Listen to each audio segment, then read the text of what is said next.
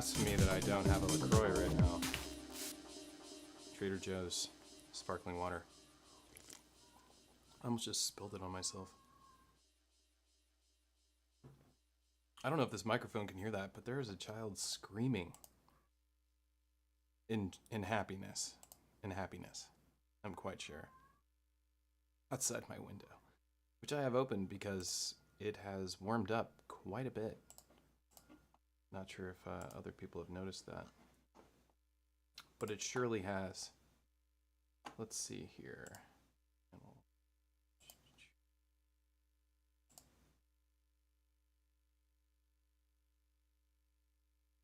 Up and coming, huh? What's going on here?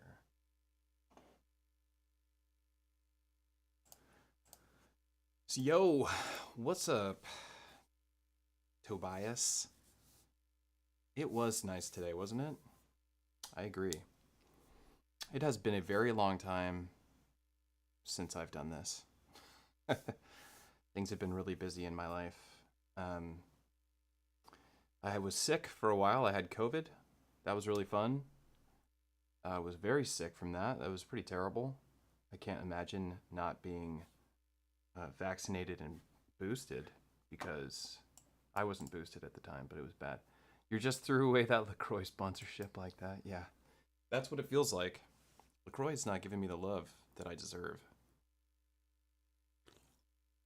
Yeah, it's been a minute. I have this third camera set up right now too. Look, there's a big 6, my modular. So if I want, I can jump over there and tinker on that a little bit. It does receive clock, so if I press play here, it's getting clock from my Digitakt, which is clocking the Octatrack and the Digitone. So that's pretty cool. That way, and so let me just talk a little bit about this setup. Boop, there's me. Hello, in the part of my head, somewhere. This here? Yeah, this here. Okay. Yeah, let me tell you a little bit about what's going on with the Big 6. Deb Picora, Kids Over Vlog. You're live right now. That's right. That's right, Deb Picora, Kids Over Vlog. I am live right now. So let me tell you a little bit about what I'm doing over here with this guy. This is my baby. And right now I have a send, which is the bus B, which is initiated when you mute one of the channels. These channel strips are awesome.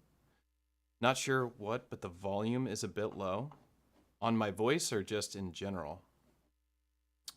Let's see if we can bump it up. Bump it up. I put a limiter on. Is that helping at all? No, let's turn this gain on. We'll just gain it up. Hello. That's got to be better. Almost probably clipping even. I'd guess. I'd hazard a guess that it might be clipping. Got this compressor going. It should be all right. Let's see.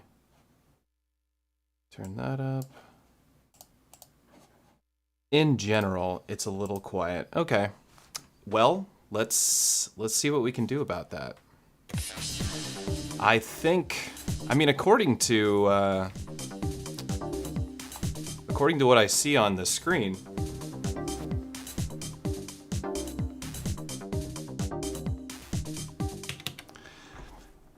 everything sounds good to you. Yeah, really hot now. Maybe too hot? Perhaps. This little chat window's hard to read. See? Okay. Everything sounds sick to me, really hot now. Clipping your voice though. Okay, so I'm gonna turn that back down then. I think it was okay. People just need to turn up their speakers, I guess. It is live, so it can't be perfect, you know? Let's bring this gain way down. Just like right about here. Yeah. Okay. That's what we're gonna do. That's a lot better. Okay. I'm glad to hear it, Victor. All right. So yeah, what I was saying before, what we got going on. Hi, I'm Matthew, aka EZBOT. I do a lot of Elektron stuff. and today is no different. I work at a synthesizer shop where I make YouTube videos for the synthesizer shop. Sometimes I'm the one in the videos, sometimes I'm just the editor, but I'm always the editor for all the videos, and that's what I do for work. And I also run EZBOT, the channel, and the Discord, and the Patreon. And if you are interested in any of those things, I'll put links in the video description here for the stream, or you can just Google EZBOT. I'm sure something will pop up. Throw Octatrack in the mix and I'll show up there. Usually I have like some sort of agenda that I like to do. Right now I have some music that I've been working on. I'm trying to find the energy to get myself to make some music. And that's why I jumped on stream, because having some folks with you in the chat is highly motivating. When I was younger and a guitar player more so, I played guitar a lot longer than I've done this, and sang and singer-songwriter kind of stuff has always been my thing. But for the last several years now, this has become my thing, and I've invested far more time into it than I have into that stuff. But what was really exciting to me as a musician when I was younger was sharing my music with people. And that was the thing that motivated me to write music and pushed me to try and see like what sort of words or sounds or chords or progressions that would invoke, where's the mustache, Chet, that would invoke emotions. The mustache had to go. The mustache is a temporary thing that I have for a while throughout the year, but honestly, you have to maintain it. I don't like maintenance that much, and you have to maintain it. And water, drinks, like milk, for instance, gets in your mustache when it's thick, like mine gets. Son Woo, what's up?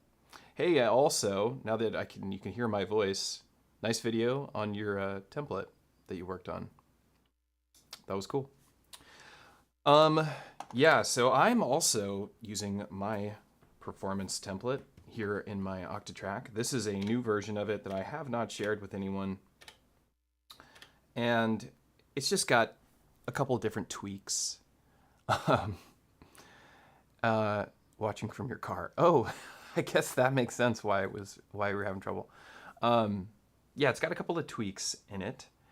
And for the most part, like the part that's the most tweaked behind it. What is it? Look at that tape player behind you. Oh yeah, there is a tape player down below the desk there. Thank you for that. Is that on track 5, usually these are 3 different loops. Like this is recording a 4-bar loop of this one's recording of that, and this is of the whole production. But that's not the case with this template. This one is actually a second version of the recording of the entire mix. And I have some effects that recall the audio that's been recorded in here, such as reverse. So if I hit yes and let it play, it is recording some audio here. And this is now playing back that recorded audio, right? So now when I do reverse here, it's not,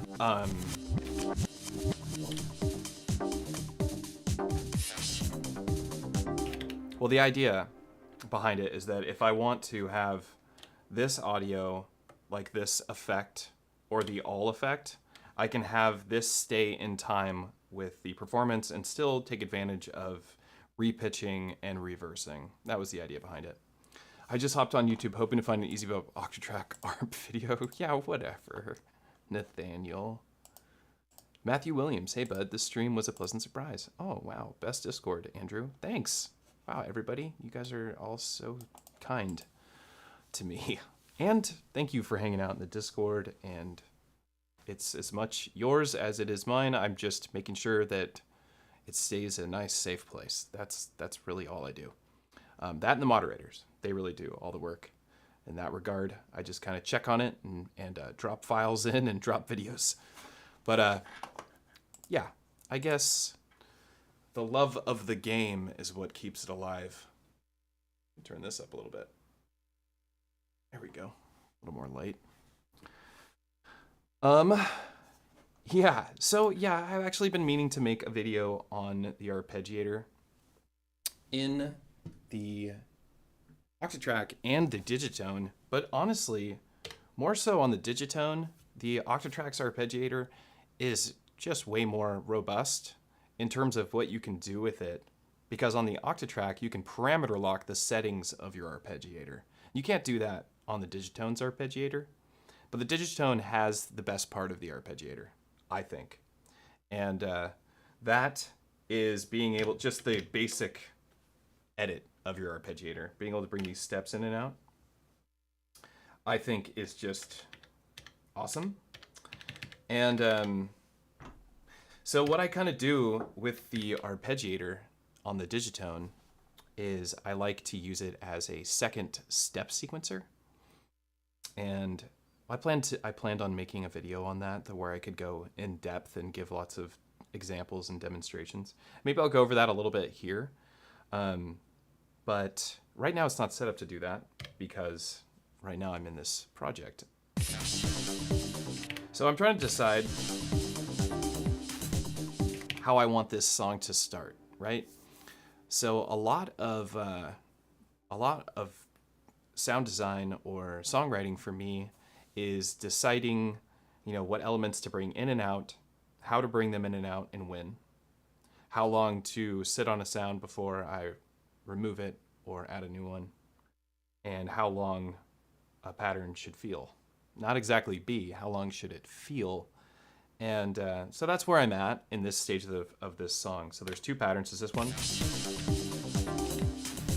I'll just unmute everything so you can hear the whole production. And then this is pattern 2.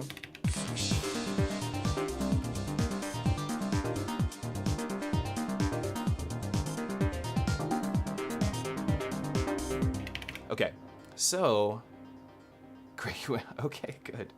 You're welcome, Sanmu. Nathaniel, I'm glad you're not joking. So I don't want this, when I move from pattern 1 to pattern 2, this is what's so great about the Digitakt Digitone is that they have pattern mutes. I think pattern mutes is incredibly important. And honestly, it's partly why I do so much songwriting on this device, on the Digitakt and the Digitone versus, I have a second Octatrack, so I could remove this or this and throw an Octatrack down. But honestly, for the kind of workflow that I do, how quickly I want to be able to be moving on it, I often find that I can just write music so much faster. And when you're feeling crunched for time, and I often am feeling crunched for time, I'm typically going towards whatever's going to get me making music faster. I would like to have more time, and then I might spend, I'm saying time a lot, but I might spend more of my time on my second Octatrack instead of my Digitakt. But then again, I would probably still only use 4 patterns per bank because I want to use different parts for every pattern. That's just what I like to do. Well, not for every pattern, but maybe for every 4 patterns, right? I don't know, there's so much to think about with that. It's such a puzzle. On the Digitakt, there's no puzzles, really. You just get what you get, and it's mostly good enough. I don't know. Maybe I shouldn't go off on that for too long. So I want to take out some elements here. I'm trying to figure out how I want this song to start. And maybe just usually I do this bass line kick drum thing to have it start.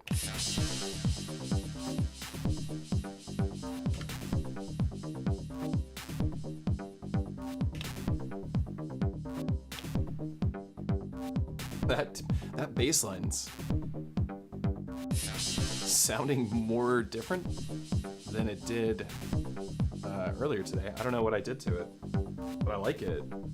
It's a happy accident, apparently.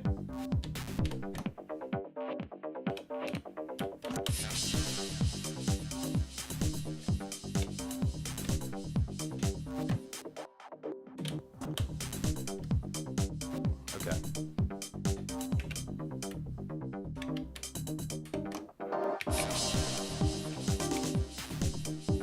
Okay, so we're grooving a little bit. I'm playing with a bit of the effects. I want to play with these machines more and less messing with my Octatrack as I'm performing, because I feel like I'm getting out of practice of tweaking this live as much as I am with this. This is just so much more fun to tweak live because of the performance effects. But this has some really important stuff like opening your hi-hats. So I'll save it to a temporary area, and then we can kind of tinker with that.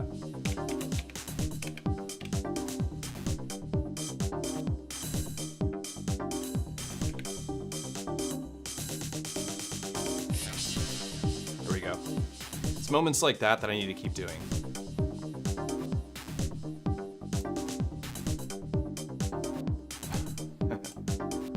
Let's see if I can just pull this chat window out.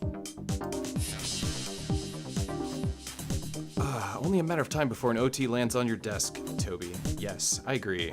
It's about time you get one. Victor, thank you for saying that. I appreciate that. And I also wish you could p-lock the Digitone ARP.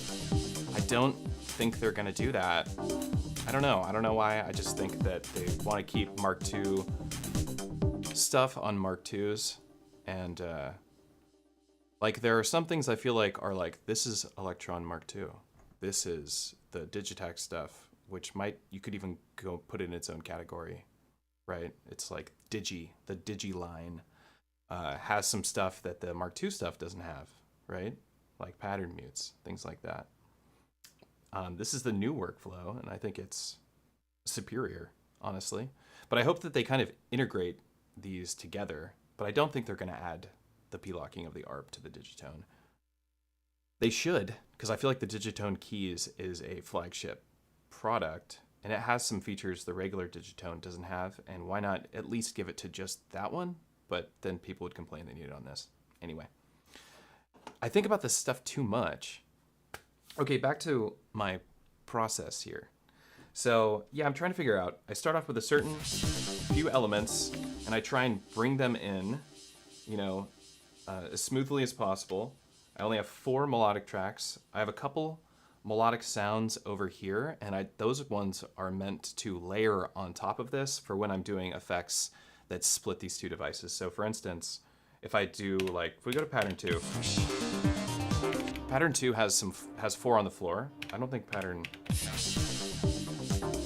they're both 4 on the floor. Okay, so I can use this sidechain pumping effect really well here.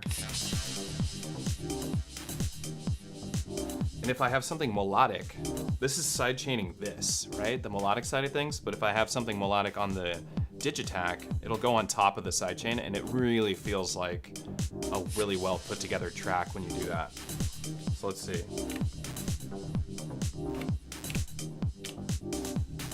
It's all drums.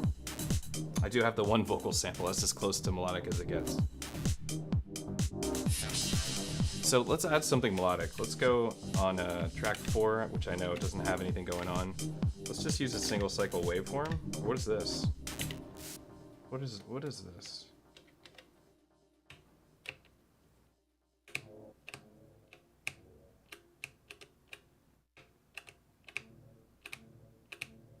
Whatever it is, I don't want it here.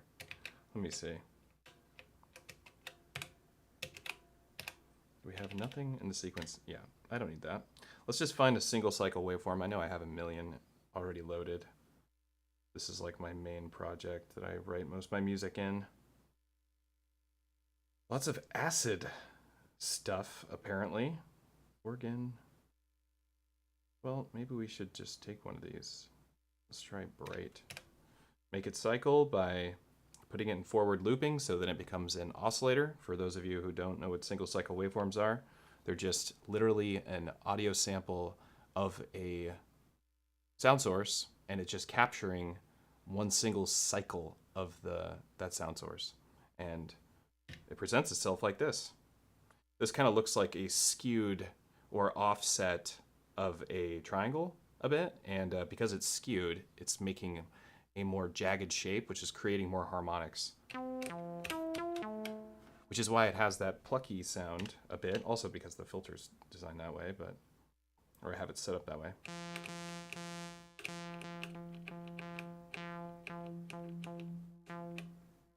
We could try something with some attack, actually. Let's see what happens here.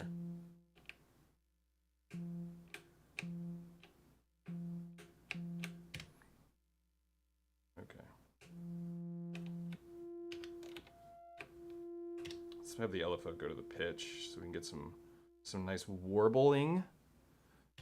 You don't want to give it too much depth when you use the LFO to the pitch. I'd say I wouldn't go above 0.20 at maximum. But you can always mess with the speed as much as you want. Give it a triangle.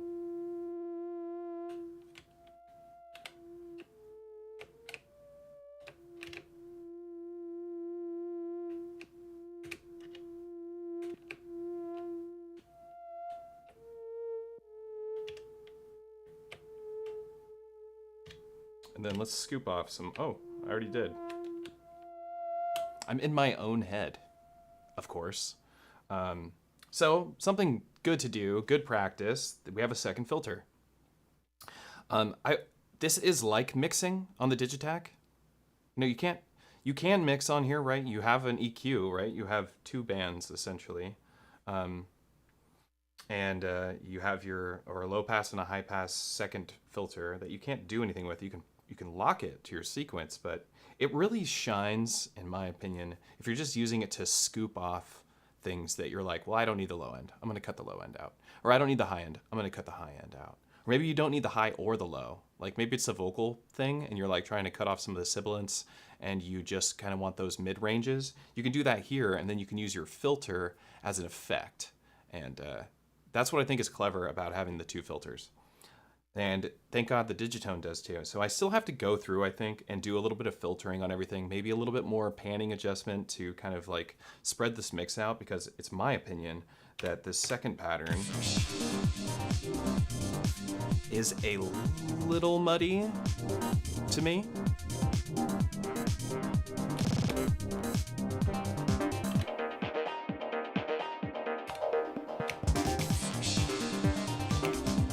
I also wish that I was using crash cymbals now and then. I always leave them. I leave them out of my like electronic music, but they're good to use. Troy, what's up? Also playing with your Elektron gear and making a track. Nice to catch you live. All right, teamwork, kind of synchronicity, I guess. There we go. Yes. So continuing on here. So like I said, I feel like it's a little bit muddy. I'm going to go back to this pattern. I'm going to re-engage the sidechain pumping because I want to write this melodic content over the sidechain, so I need this to inspire what I'm writing here.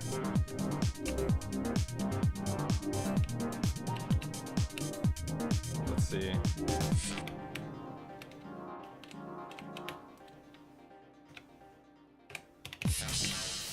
Okay.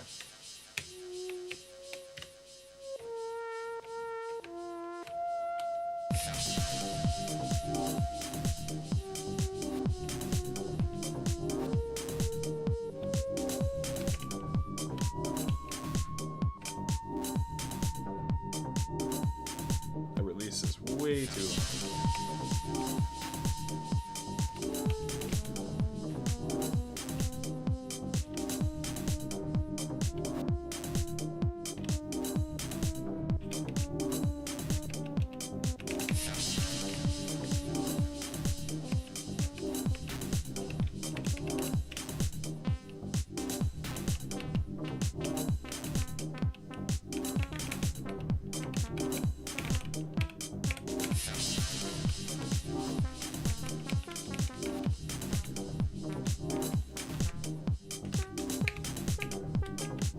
All right, so let's just like make this sequence really short.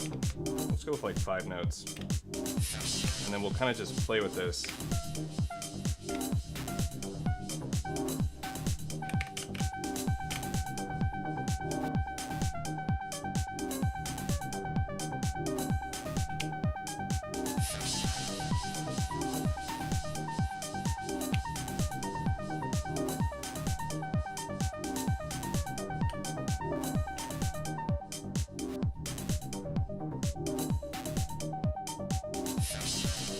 Give them some panning. Each one of these notes, we'll put them in a different side.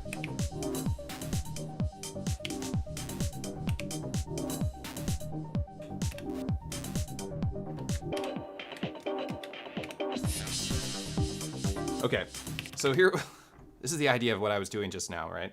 I don't know, like I might tweak that melody, but what it's gonna feel like, this is the plan here, is that I am going to not have that melody play, and I'm going to build up a little bit. Then we're going to record a 4-bar loop. When we come out of the 4-bar loop, we're going to go into the sidechain pumping with this melody on top. No, yes, yes. And this open hat. Okay, let's do that. Okay, let's start the recording. Hit yes. So when I hit yes here, it is turning on all of my one-shot record tricks. There's 2 of them. One of them is recording the Digitone separately, and then one of them is recording the entire mix. So here we go. You can see it's recording. Maybe you can. You probably can't because it's too far away.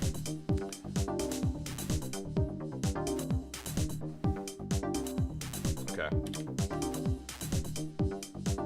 So we're over in that recording right now. And now we can bring this melody in and go into the sidechain pumping. One of these notes is totally off.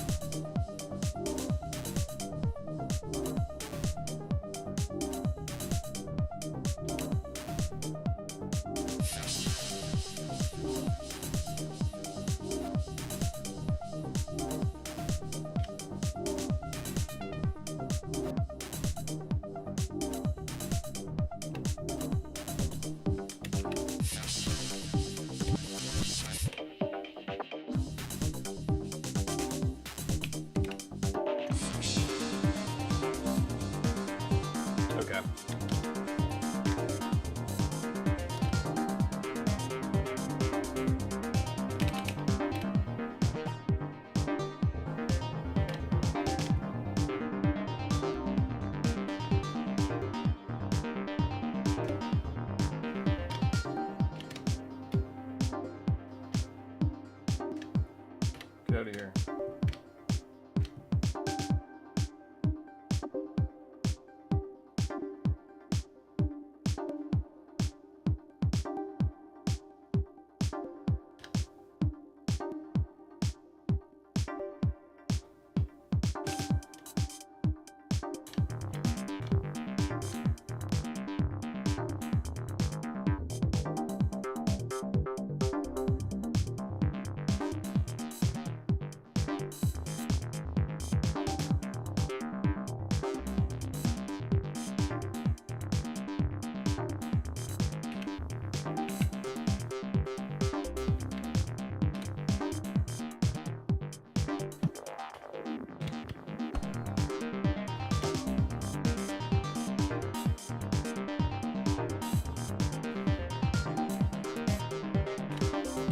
Okay. I definitely like how it sounds. I didn't like this.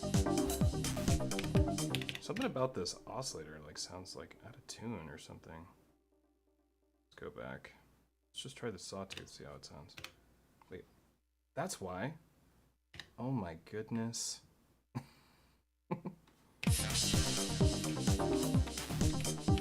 There we go. There we go. So my oscillator was totally out of tune because, you know, I had to turn the single cycle waveform into an oscillation by having it do forward looping, or you could do ping pong, or you could do reverse looping, but forward looping is the best way to do it, or the most obvious way, I think.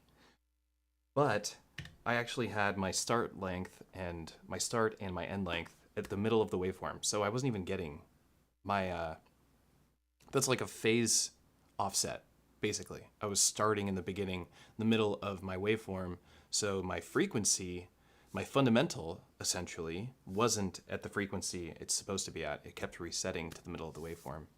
So that explains that. Fun, science. Now it's in tune. actually go back to that other oscillator if we wanted.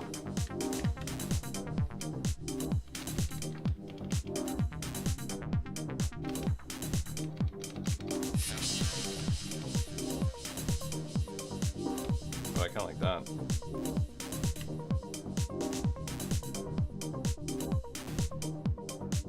So now I have this melody playing over the sidechain pumping. Here's without the sidechain.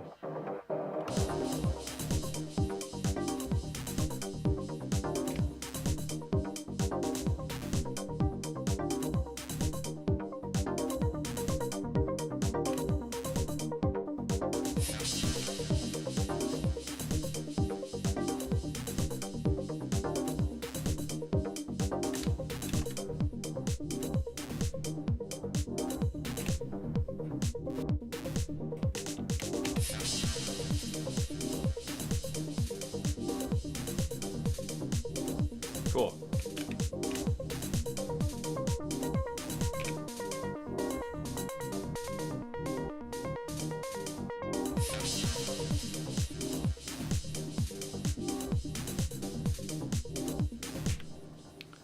Son Woo, what's your take on the OPZ? I always keep coming back to it because making and arranging songs on it is so fast.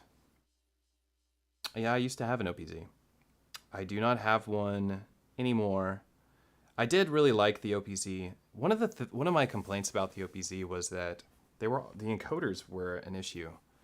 They kept popping out. The OPZ I had didn't have that issue because I did have one with it and returned it and got a new one.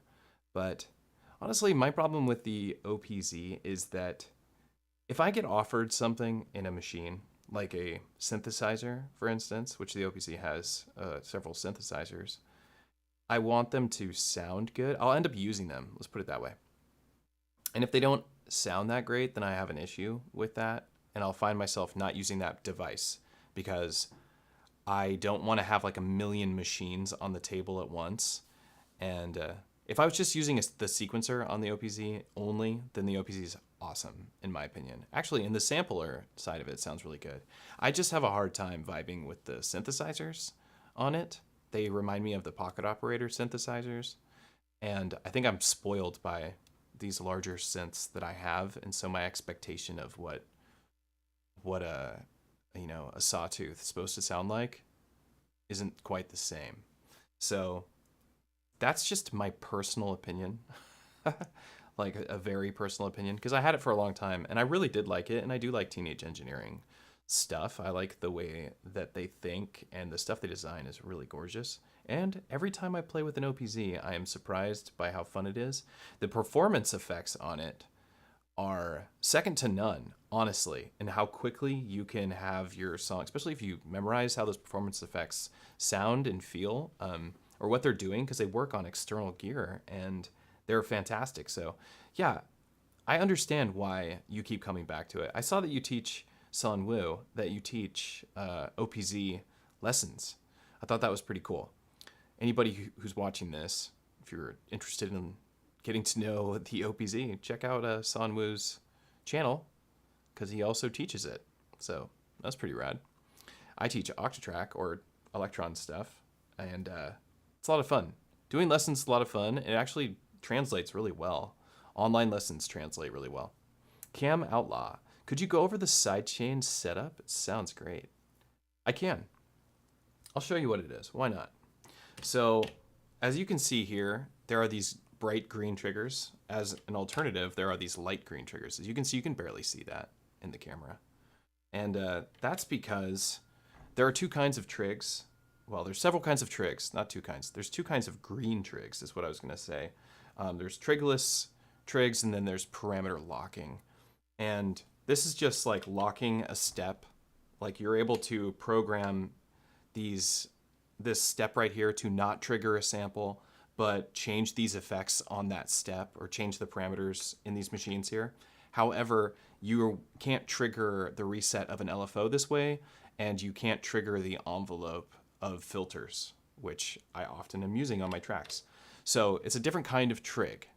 And to turn it into this bright green trig, you hold function, press down on the sequencer, and it puts the light green one. You hold down that light green one and you hit no. And it actually used to be holding that down and hitting yes, and they quietly switched it to no when they added the ability to audition triggers, because you have to be able to hold down a trigger and hit yes.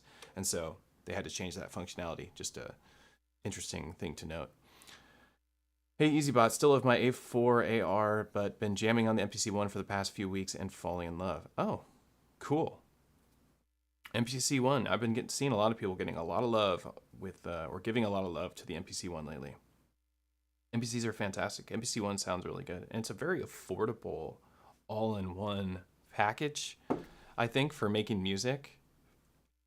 It is not my workflow personally. I would prefer like an old MPC one. For whatever reason, I feel like that workflow works better for me than the newer ones.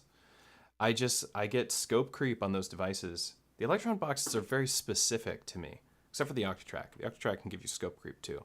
But like, for whatever reason, I can ignore my scope creep with the Octatrack and just turn it into this performance box, or I just pick a project with it. Yeah, I'll go over that real quick for you, Cam, but I'm just going on this tangent with Doug. That's DC Merrick. And thanks, Gabriel, for saying you love the videos. I appreciate that. I like making them.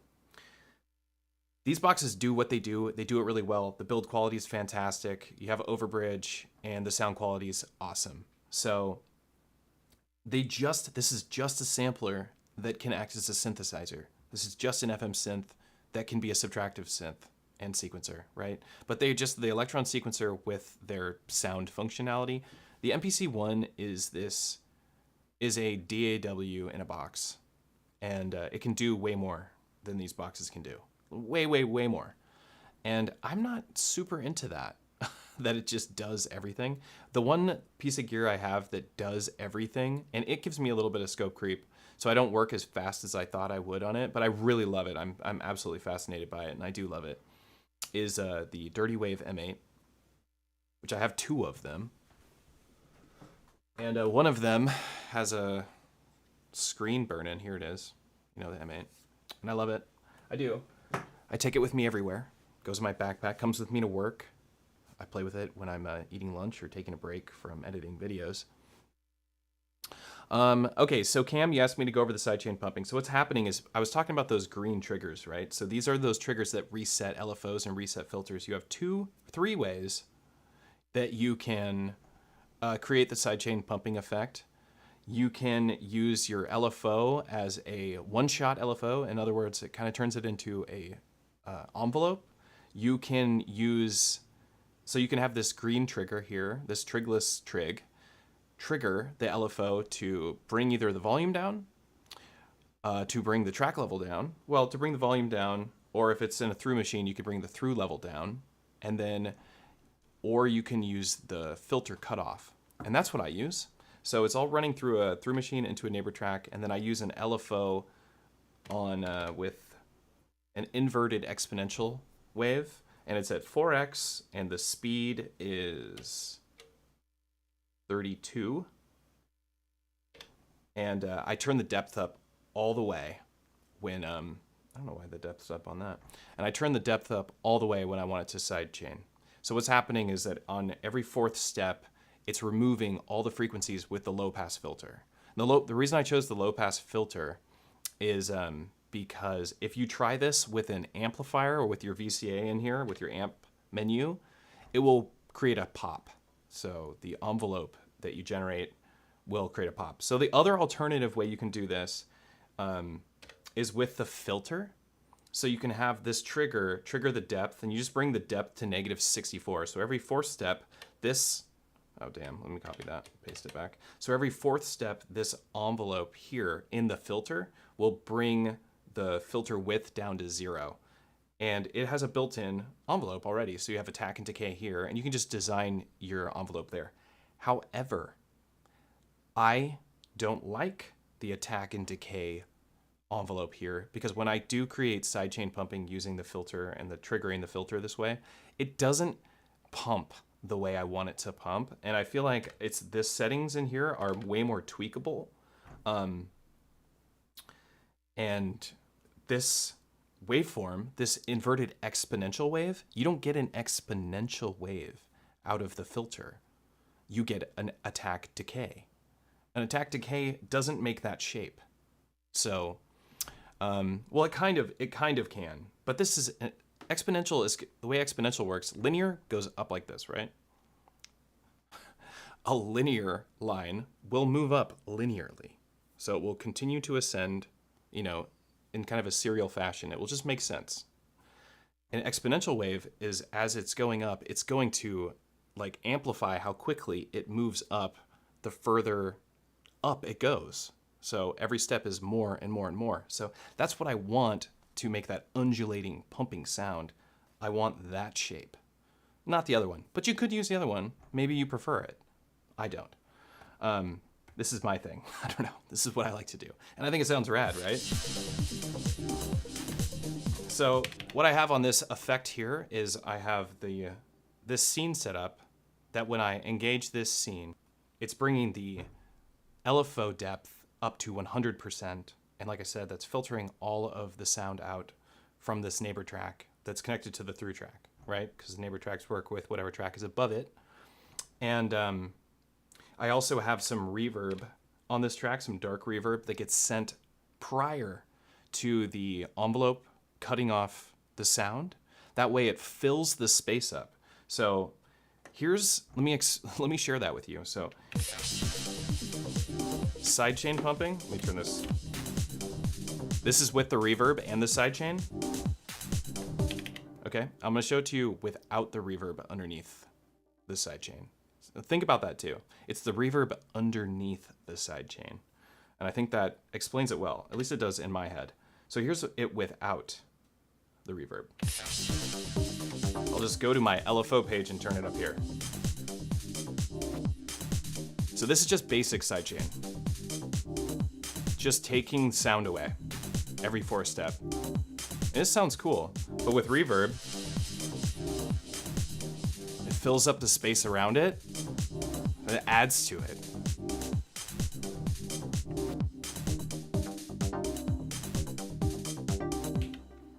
So that's it. That's how you do the sidechain pumping effect.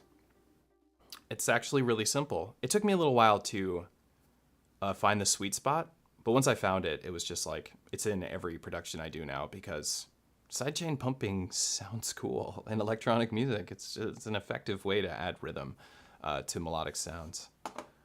100% agree with my take on the OPZ. Shabby synth engines, amazing sequencer. Absolutely. Completely agree. Thinking of either a sequential take 5 or a peak to complement the MPC one, what would overlap with the A4? Honestly, I don't put the A4 in a category with either of those devices. So I don't think either of them is going to overlap with the A4. The A4 is an Elektron box, and the difference between an Elektron box and any other piece of gear, in my opinion, is the sequencer. You can't do what you do on any of those, on the peak or the sequential, and the sounds you're going to get from it are going to be specific to the sequencer. If you're going to use it as just a sound box, I wouldn't use the A4 as a sound box. That's not what it's good at. So to compare it is hard for me. If I had to pick between the Take 5 and the Novation Peak, I own a Take 5 and I have a Prophet 5. So you can tell that I'm into 5s, apparently. Really what I'm into is the filter, and the filter on the Take 5 is so similar to the Prophet 5. But anyway, to answer your question, I think I would take the Peak because you already have some solid analog sounds, and the Peak is going to provide you with sounds you do not have at all because it has wavetables in it, has different oscillator choices, several different oscillator choices you're not going to find in the Analog 4, and it has way more voices, like a ton more. Analog 4, you literally only get 4 voices. So if you want to make a 5-note chord, you know, if you want your major 7th, your dominant chord to also have the octave of the root note in it, you can't do that on the Analog 4 without using a sub-oscillator, and then it becomes a paraphonic sound at that point because you're having multiple notes running through the same filter on that channel.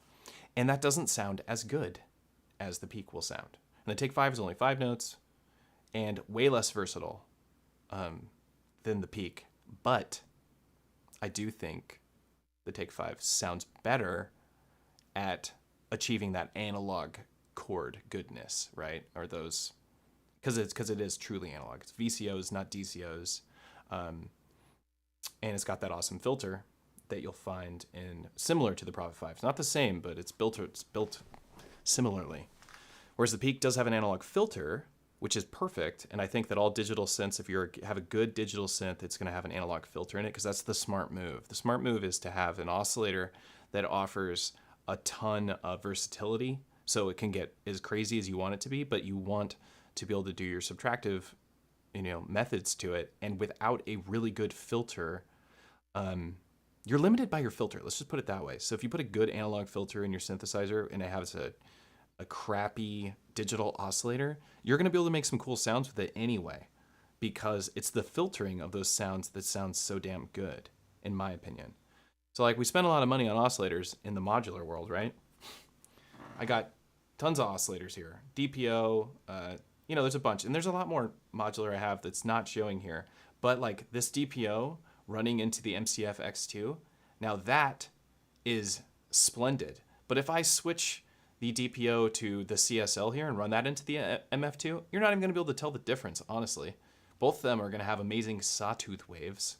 It's whatever. It's a sawtooth wave. You get these complex oscillators to make complex waveforms. That's why you do it.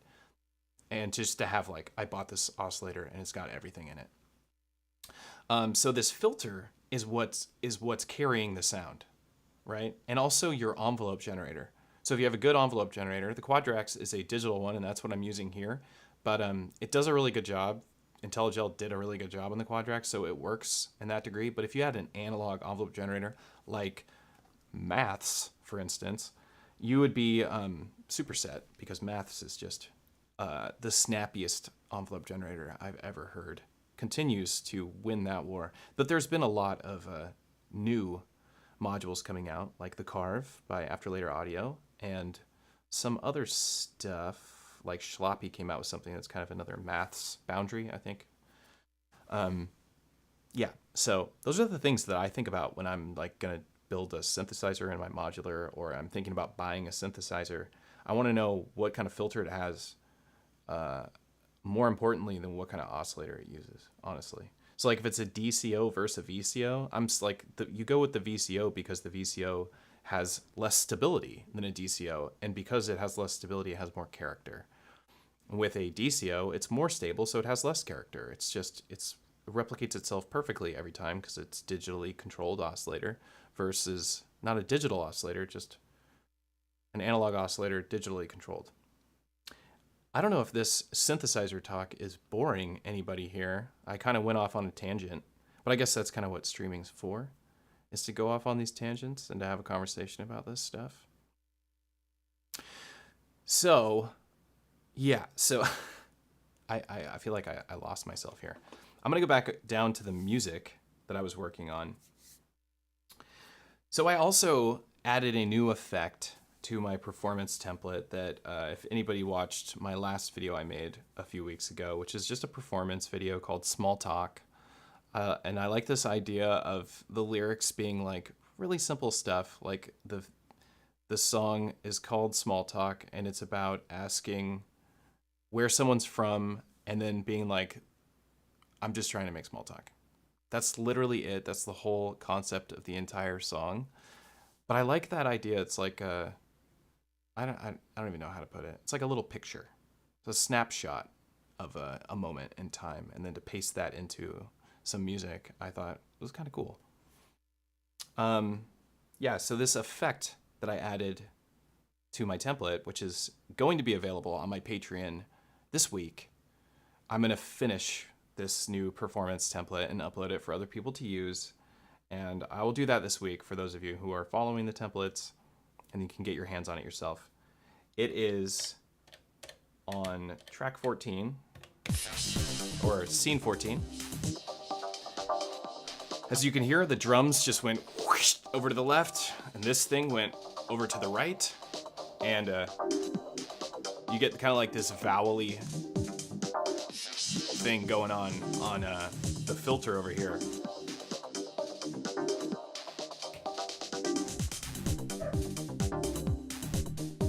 I think it sounds really good, but it sounds even better on not an FM synth. It sounds better on an analog synthesizer, like this sucker. the DB01, which I have connected to this JHS attenuator. Anybody who needs an attenuator pedal for a synthesizer, I recommend using the JHS attenuator pedal because it's passive and it works really well. They're just not very cheap. Oh, you like that concept? You're just making small talk. Very clever. Very clever. Do you think the peak and Arturia pigments overlap? Well, Arturia pigments is a VST, so it's hard for me to overlap with that because once you're in your computer and you're already with your VSTs, you already have access to everything in the universe. So like, yeah, definitely overlaps because it does everything in my opinion. Will it really be finished? Please keep making it better. No, it'll never be finished. Honestly, it will never be finished. I keep having new ideas for like these performance templates. You know, one day someone's going to come out with a device that does what I'm doing with the Octatrack, and I'll have to learn that one instead. Because one day I would love to have this functionality with more inputs than just 2 stereo inputs, but with higher quality audio and higher quality effects. Because these are old effects. They do sound good. I do like them, and they have a lot of character, but they are older, and I would love some newer ones. And I'd also love a higher sample rate. I love analog synths, says Robert. That's a tattoo, my friend. That is a tattoo. Digitakt only video? Yeah, I have some Digitakt only videos. Those are like my older stuff. But yeah, I'm always interested in the only idea when it comes to making content, making music. I love taking, like, that's why the OP1 is an inspiring piece of gear, because it is that all-inclusive thing. You only get 4 tracks. You get these synth engines. You get these sequencers, make something. You have 6 minutes. That's it. Of course, you can bounce it to the tape or whatever, but that's a really cool idea. I have a hard time actually making music on the OP1. I don't think I'm alone in that regard. Higher quality, such thing? I'm not sure. There is no such thing. Yes, there is no such thing. Okay. I'm very chatty on here. It's nice to have some people to chat with about music gear.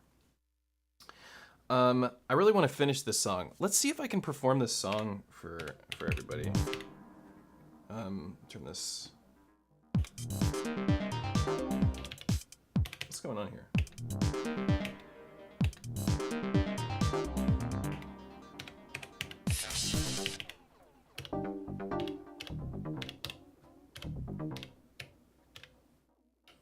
Has this got a...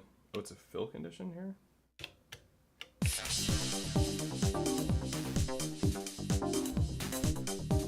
I don't remember adding fill conditions on my Digitone, but I guess I did.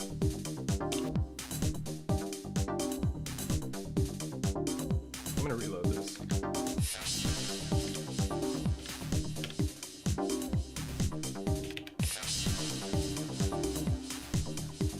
Okay, now it sounds like it's supposed to. Okay.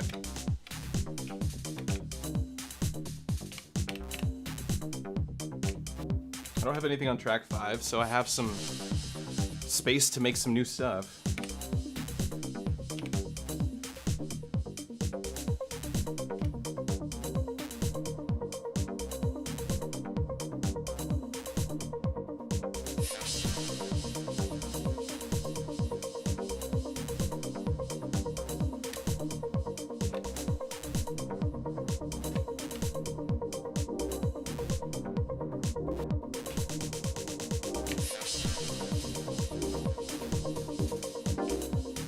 Okay, so that'll be kind of like a crescendo or a finale before it goes to the next pattern. So let's see if we can get there. Let's just start with, not that. Okay, start it off. All right, let's see if we can perform a song together. Elektron content is super helpful and positive. You're on a Mount Rushmore of Elektron YouTubers. Thanks. How do you like the Big Sky? I have a Blue Sky. I wish I had a Big Sky. Oh, Big 6. I'm reading that wrong. Wow. How am I liking the Big 6? I love the Big 6. I think it's awesome. You're hearing this through the Big 6. You're hearing this with its compressor and its stereo EQ. So I do have this EQ'd a little bit, like I would do on the Analog Heat. If you have an Analog Heat and use that as a master effects, often you're running it all into your Analog Heat and you're just turning up a little bit of those. Maybe you're turning the lows up a little bit just to emphasize the kick. But in my opinion, you should, because it sounds so good, to turn up on its EQ, to turn up the highs and just get that crispness that you might be missing. And often I feel like you lose out on some of the high frequencies when you run stuff into the Octatrack. So things sound a little crystal clear. They sound a little bit more like they have clarity. And the Octatrack kind of takes some of that clarity away, and then running it into a nice EQ and bringing some of that high end back reveals the clarity that was taken away by the Octatrack. Why aren't you using OB? Because I don't use my computer, honestly, for music making much anymore. That's why. So I do like Overbridge and stuff. I just don't want to record into my computer and arrange there. I have neuropathy in my hands. So if I can for me to have fun, this is for having fun for me. And it's a passion project. So the computer, I don't get so passionate about. Honestly, I've just been playing a lot of Elden Ring on the computer, like me and everybody else on the planet right now. Do you still use Analog Rhythm, or I don't know if I want to get the Digitakt Rhythm? I do still use Analog Rhythm. It's on the shelf. I don't use it as much as I use the Digitakt because the Digitakt is faster, like I said, and smaller. But yeah, it's really the pattern mutes that does it for me. Otherwise, I probably would do the Rhythm. My Rhythm's also a Mark I, and I like to sample singing. Look, check this out. So on my modular, see this? This is a gooseneck condenser mic that's plugged in to a Bafako instrument interface V2, which has phantom power. So I can power this mic and process it with any of this stuff. I have a Zoya in here, so I can build anything I want and then modulate it with all my stuff. But I was mostly running it into like the triptych and using the comb filter. It's pretty fun. Okay, like I said, we're gonna try and perform this track, which I think is almost finished, and when it is actually finished, I'll record it and make a video or something. How many one-shots can be loaded per track? I think it's 128. You just, let's see if I have a spot we can look. Hold function, bop, bop, bop, bop, bop. 128, I was right, dead on. Chicken dinner. Yeah, so you can have 128 sample slots. Okay, here we go. Bassline, kick, snare, and a hi-hat.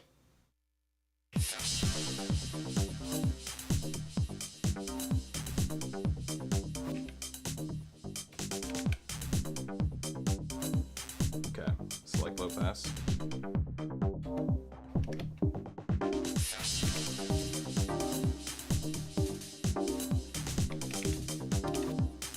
Let's go over here.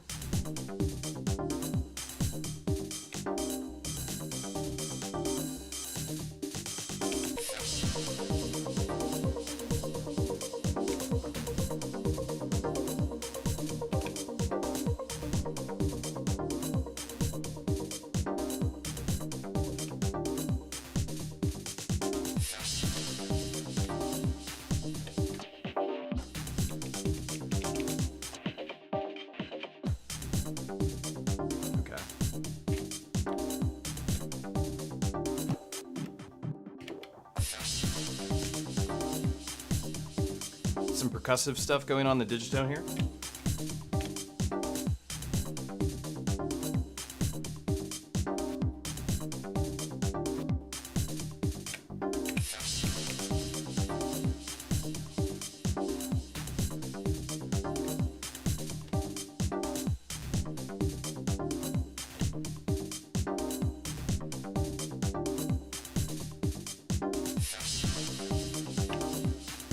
This has already gone on too long. I should have moved on to the next pattern by now, but I'm just thinking about what I want to do next in terms of the song, its progression.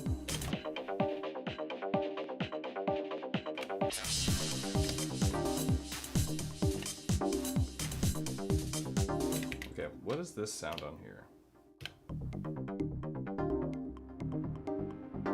That's what it is, okay.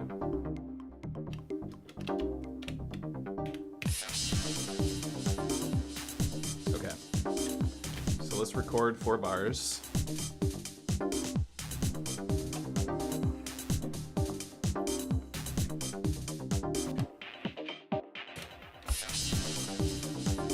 Okay, cool.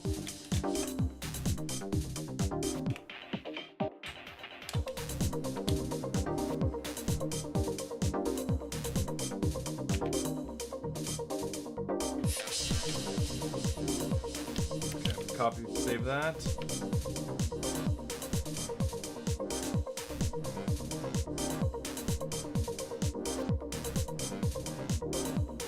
Let's record it again.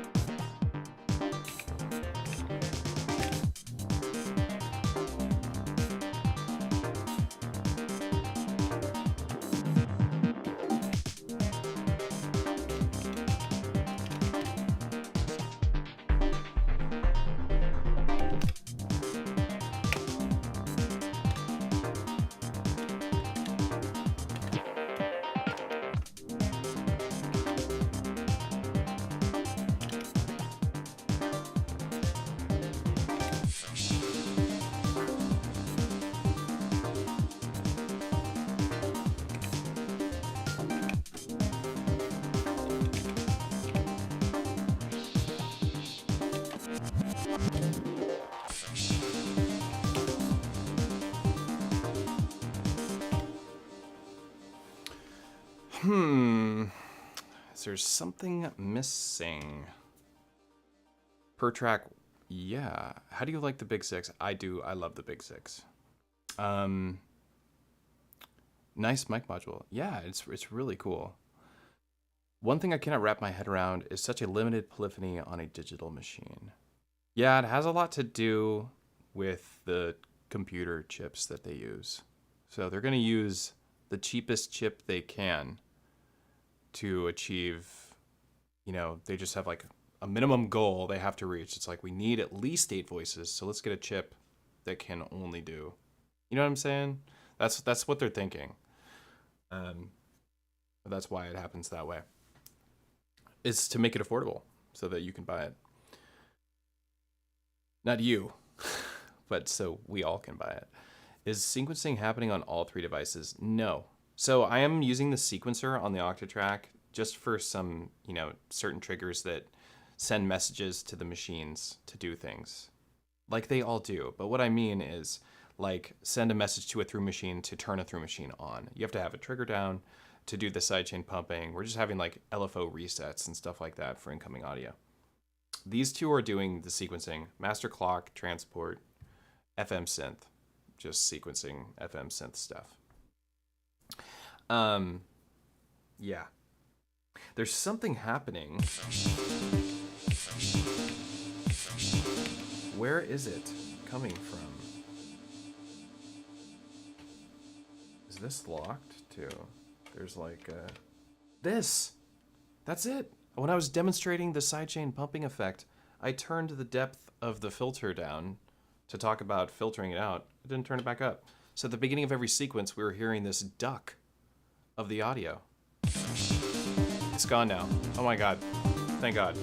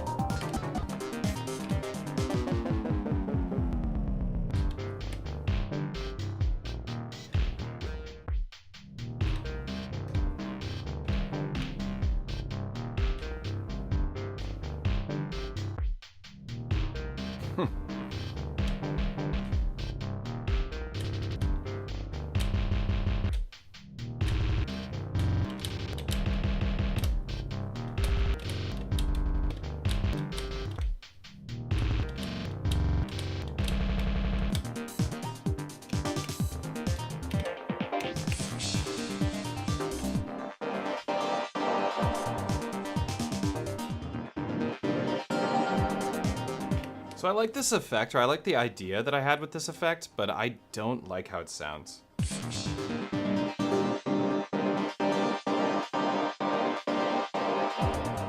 Like I want it to be even more crispy than it is. It's not crispy enough.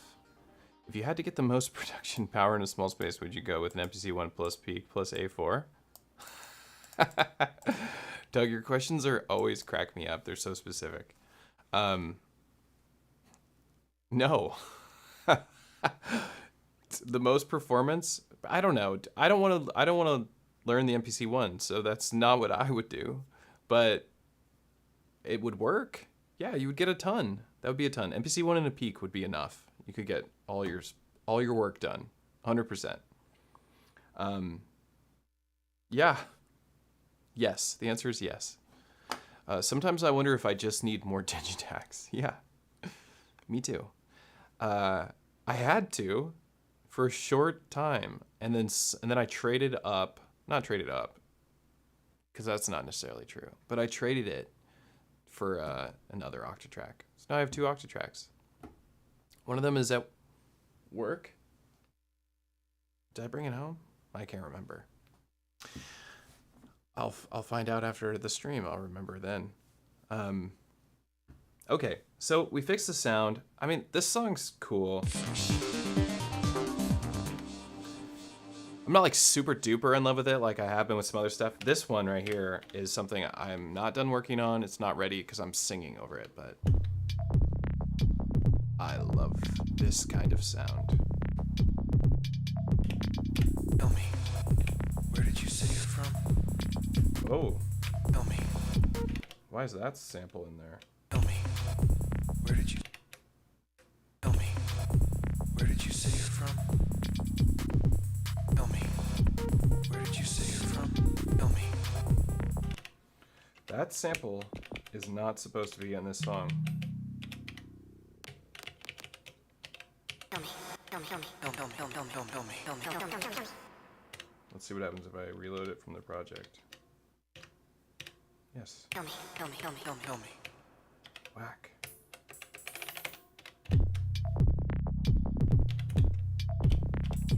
Tell me, where did...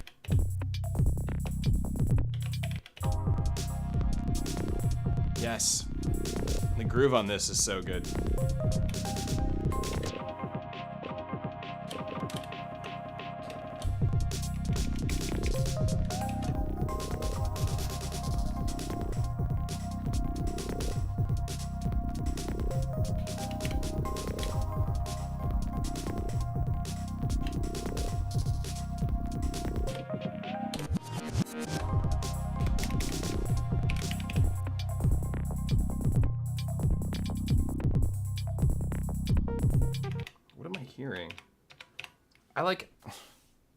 I don't know what happens. This project has been getting corrupted. Just like weirdly, I don't know what's going on.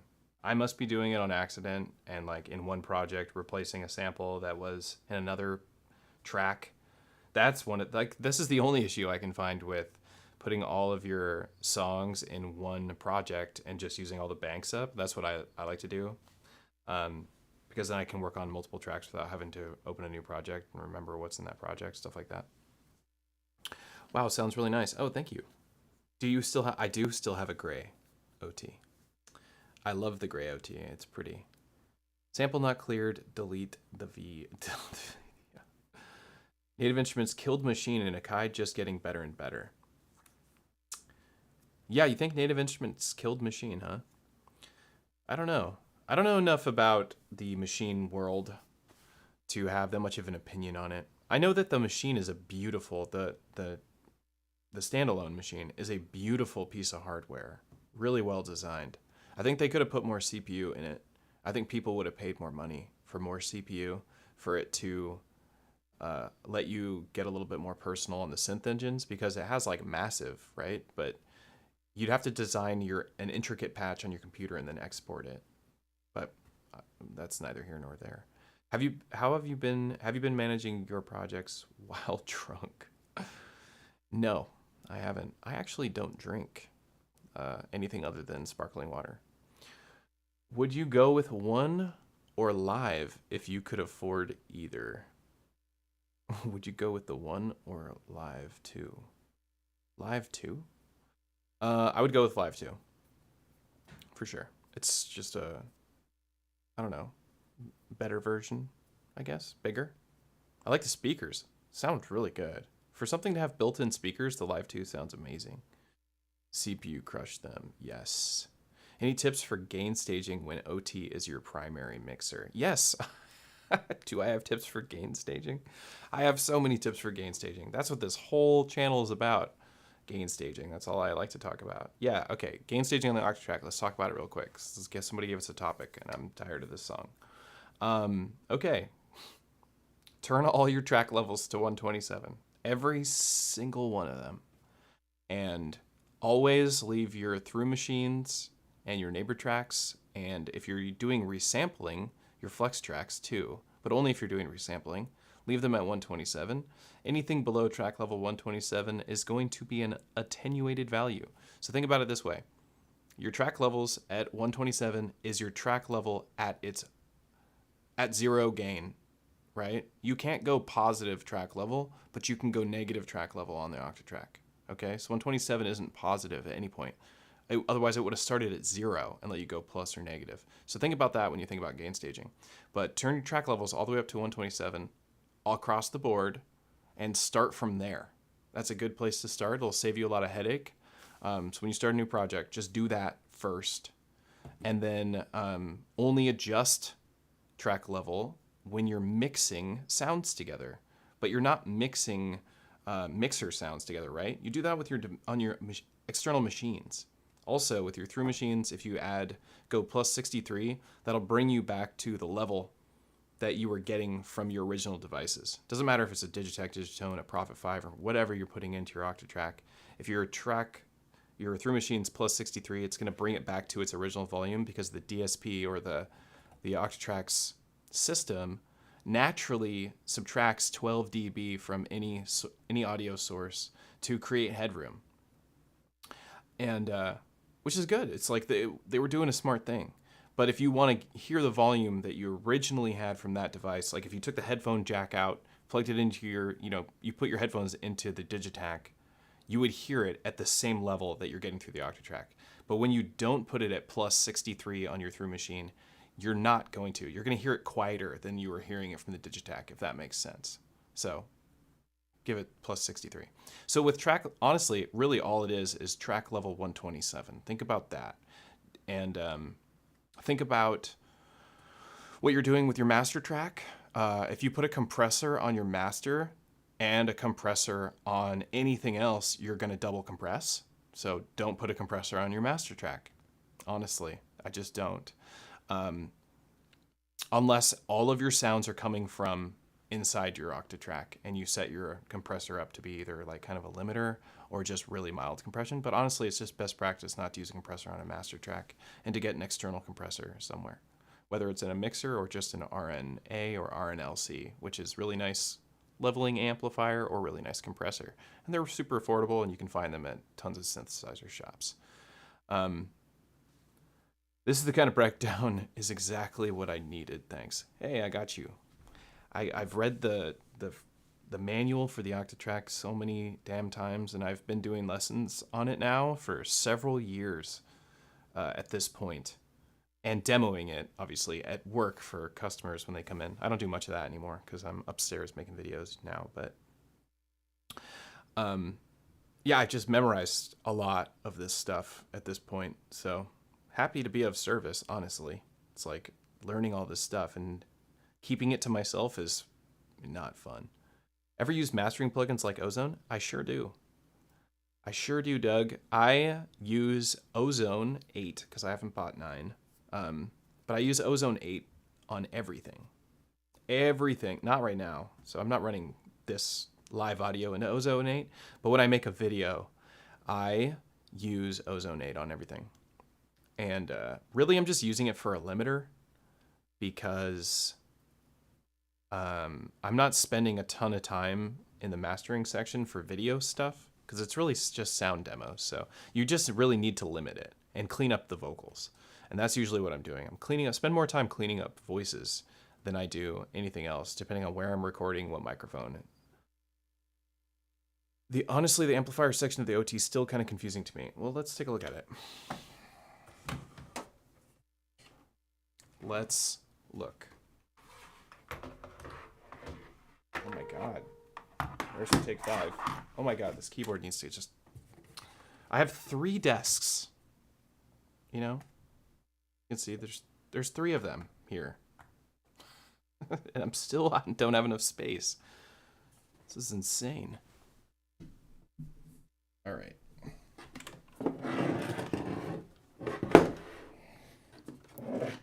Okay. Oh, something else that's kind of cool that I haven't mentioned is I'm using these cool headphones. They're wireless, low latency, no latency as far as I'm concerned. You might have seen them on Ricky Tinez's video or Ura Music's video. I think it's Ura or Aura. I'm not sure. That's where I saw it. I saw it on Ura's video. And I was like, oh my God, I hate cables. And I ordered these headphones. They're not bad. They're not bad. They're pretty comfortable. And honestly, not having a headphone cable is awesome. It really is. Just so nice. Because my computer's back on the other side of the room. Okay, so here we go. Amplifier section. Let's go over to a new bank and a new pattern so that so it's all just blank nothingness. They are comfy. They're a little small, a little bit. So like, you know how like if you wear headphones too long, it starts to like hurt your ear from being in like one position for too long? That's happening right now to me on my left ear. But they are comfortable, but they are the I think it is I maybe is their company I yeah, they are those. DJ R0, how do you find the III TMA2 Studio wire? That's exactly what I'm wearing. Yeah, how do I find them? I like them. I think the sound quality is really good, and they really are no latency. There's 0 latency. It's amazing. I've never had headphones do that before. So I can play on my gear without a cable. It's just so helpful. Okay, like how does that dang OT envelope work when compared to the beauty of the DT's amp envelope? Okay, they are 2 different envelopes, right? There's different stages on the DT's envelope. It's also a much sharper envelope, I think. Because the Digitone or the Octatrack's envelope is an AHR and the Digitakt's is an AHD. So it's a little bit different. So I feel like this one works better for synth sounds and just carving off one shots, whereas this one is more designed for working with slices and longer samples. And so it makes sense that it's release instead of decay because it doesn't need to have a sharp fall off. It's more about letting it slowly fall off because of the long samples. But so what I do when I'm going to use this, like if I pull up something,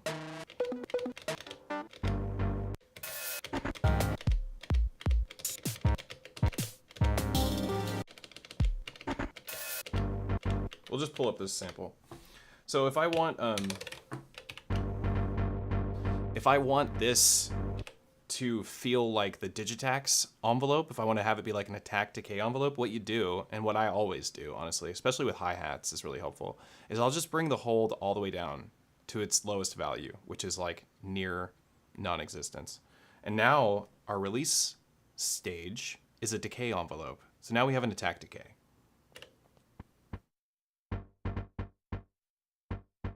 And this is more familiar to you, I'm sure, like working with the Digitakt.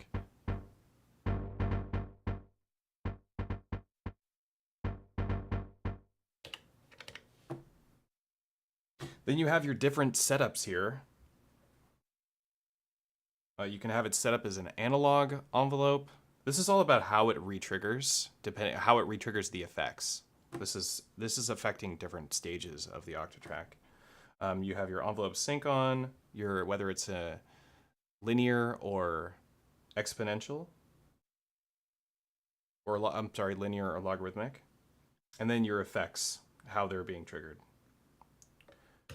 But that's it. That's all there is to it. It's really just an attack, hold, release envelope. And if you want to use it like the Digitakt, just bring the hold down, and then you'll get your one shot, more of a one shot feel to it.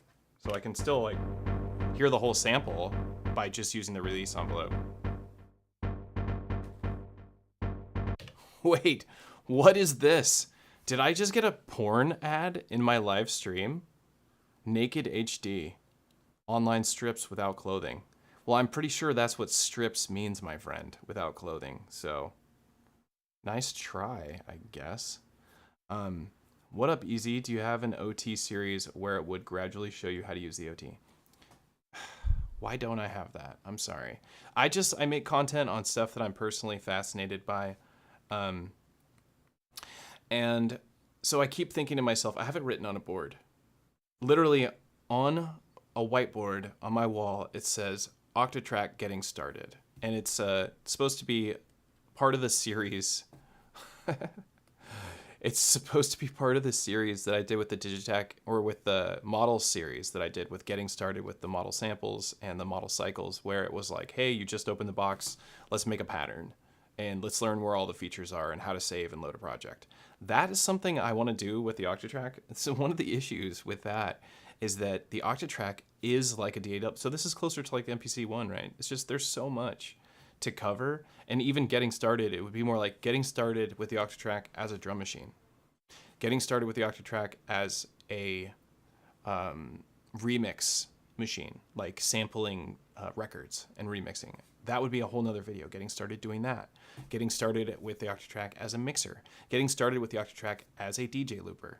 You know what, while there's anyone watching, let me tell you a little bit about a pickup machine. And for those of you who are wondering why we don't use pickup machines very much on our Octatrack, the reason we don't use pickup machines on our Octatrack very much is because they're crazy, but they're awesome and they are really helpful. But to get the most out of them, you really need at least 3-button MIDI pedal. Or, usually a pedal, because it works really well with a pedal. But it could be a 3-button controller. But you need to turn off sync in your OT MIDI settings, and then you can use it. So I do have some plans on designing some projects around the idea of this as a drum machine sample player with a pickup machine that I run a microphone into, and then sing and just loop vocals and create layers, basically. Just create chords with your voice. Should be fun. Yeah. What was the last thing we were talking about? Speedrunning Learning the OT would be a great series. Yeah, speedrun Learning the OT. That would be a cool idea. I mean, I could do a speedrun of Learning the OT right now. All right, I gotta delete this and delete this pattern because I don't want this in my template and I'll end up saving it. So let's see. Take 2, pattern 2. Okay, good. All right. Okay, while I have the Octatrack on focus, does anyone have any questions? Or does anyone need some help with anything and I can troubleshoot them right now? This is what I do with people on lessons. So the way a lesson goes, this is a cool thing to talk about because lessons are really fun. So what's really fun about lessons to me, and I think for people that are doing online lessons with electronic gear, for several different people, and I know YouTubers are often the people that are doing this with electronic gear, because where do you find people that do lessons other than the ones that are promoting themselves on YouTube and giving demonstrations? But what's really cool is for people who are getting to learn these boxes that are out in nowhere, especially during COVID too, and can't have a conversation about this piece of gear without being in a Discord or some sort of forum or going into a synthesizer shop, and many cities don't have them to have conversations. Lessons provide that for you. So you get to have a conversation with somebody who's severely interested in the gear that you're interested in. So it turns out pretty cool. And have a split display. The pickup machine always wants to change the tempo for some reason. So the way the pickup machine works is the pickup machine, unless, let's just load a pickup machine. So bank 3, pattern 1, track source pickup. Okay, so my pickup machine's not going to work. I'll have to just load a new project. Let's go. It won't work because I have the sync settings, and I don't want to mess with my performance template because I like it. Let's call it pickup. Or just call it pick. Peak up. Peak up. Urine analysis. I used to do those a lot. I worked as a drug counselor, as a case manager for a long time. Did a lot of P-tests. I'm still confused. Who's my favorite Octatrack artist on YouTube? That would be Dataline. He is still my favorite. He blows me away every time he makes any kind of content and shares it. I'm just always like, damn. He did one with the OP1 recently where I was like, you make the OP1 sound so much better than I do. He's so good. He's just awesome. You know, he's got many, many years on me. So I'll catch up. I'll catch up to him. Still confused on how to organize all my samples. They automatically just get saved in the audio pool, and it's messy. So here's what I do. You go into your project settings and go into personalize and save samples to project directory. So if you do save samples to project directory, when you make a sample on your Octatrack, it will save that sample into your project where you can find it very easily, and it's kind of organized for you in that way. So it'll look more like the Digitakt. You'll just have a list of everything that you have in your project. You can always recall. If you have it saved, the default setting is that it saves to your audio pool, right? Which is just this, or it's an audio folder. And that's full of shit. So do you want to have a billion samples in your audio pool? I don't. So I usually use save to my project, and then things are more organized for me. Still confused how to organize all my samples. So another thing you can do with to organize your samples is use the card tools, where you're actually able to copy, paste, delete, and move samples around, and you can do it in like large segments. You can copy whole folders over and move them around, and that's how you do that. Otherwise, you can use Octaedit, made by Rusty, I believe, or you can just go into your Octatrack's CF card and move samples around like that. But then again, the Octatrack will lose its position in your project. So you could copy and paste them, basically is what you would do, and not delete them. Does the Octa have a bypass that would keep the signal at its original quality? No, it does not. Even the filters will color the sound. If you remove all the filters from your tracks, you'll have a slightly different sound than you would. Even if the filters are not engaged in any way, they're still going to color the audio a little bit. Can you show me how to trigger a recording with yes, no, and slicing full recordings of the master? That's a big yes. I can show you that. And that's a little bit of a project to demonstrate. But I'll show you how to do one-shot record trigs, and I'll talk to you about it right now. So yeah, let's do it. If you want to place down a one-shot record trig, so record trigs take place inside this record trig row. So it's function plus bank to go down to your record trigs. And now when I'm in the sequencer editor, these are all record trigs. As you can see, they're being placed on this grid. And if I had more than 16 steps, I could hit page and it would page through these in this menu. So that's one way to place them down. Another way, and the way that I prefer to put record trigs down, is just hold function and hit the recorder here, because I'm going to probably go in here and edit some settings anyway. So while I'm here, this sequencer automatically becomes record trig sequencer. So I'll put down a record trig, and if I want it to be a one shot, and this is the one that you're talking about, you hit yes, and it will turn this trigger on. You hold function and you hit that trigger. And now this is a one shot trigger. One shot triggers work on any track for anything for the most part. So when you do the hit yes and it says arm all, if you have one shot trigs that are not record trigs, they're also going to get armed. So you have to think about that. So if you're using one-shot trigs for audio and one-shot trigs for recording, they're both going to get triggered at the same time. So a method to get around that is to hold down whatever track you're using to record onto and hit yes, and that will just arm the one trigger on that track, Or if you have the quantize settings here in the recorder set to quantize record pattern length, so like this, or quantize playback pattern length, then you can just hit record 3 or whatever one you want to record from. But if you're using like through machines and doing resampling, you're going to be using record 3 because your source is going to be either the mains or track 8 if you're using a master track. I usually use track 8 because it's just easy for me to remember. And sometimes I mess with the output of the mains, and so this just always stays at the exact same volume. It seems like a safer bet. So yeah, that's how you would do it. You would just literally hit, when the sequencer is running, you just hit that. See how it didn't trigger the recording? You don't even need a one-shot trig for this. You just use this. And it's going to wait until it's done. And then it will start its recording.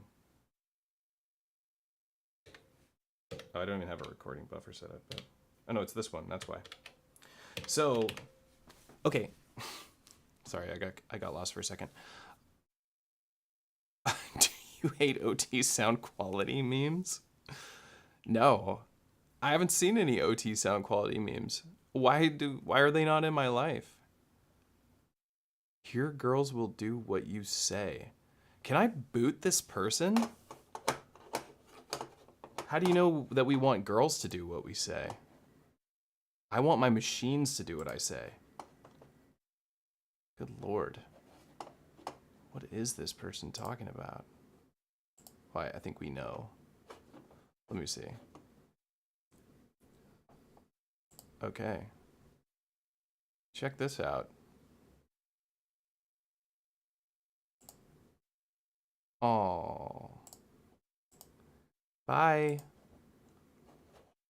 Okay. That person's gone. Later, skater. Okay. Back to the Octatrack, which is the important thing. So there's another way to resample, unless you were wanting to do what I'm talking about, which is live looping resampling, where I have a flex track associated with a record buffer, preferably the number that it matches the track, but it doesn't have to be, but I'd like to do it that way. Yeeted for sure.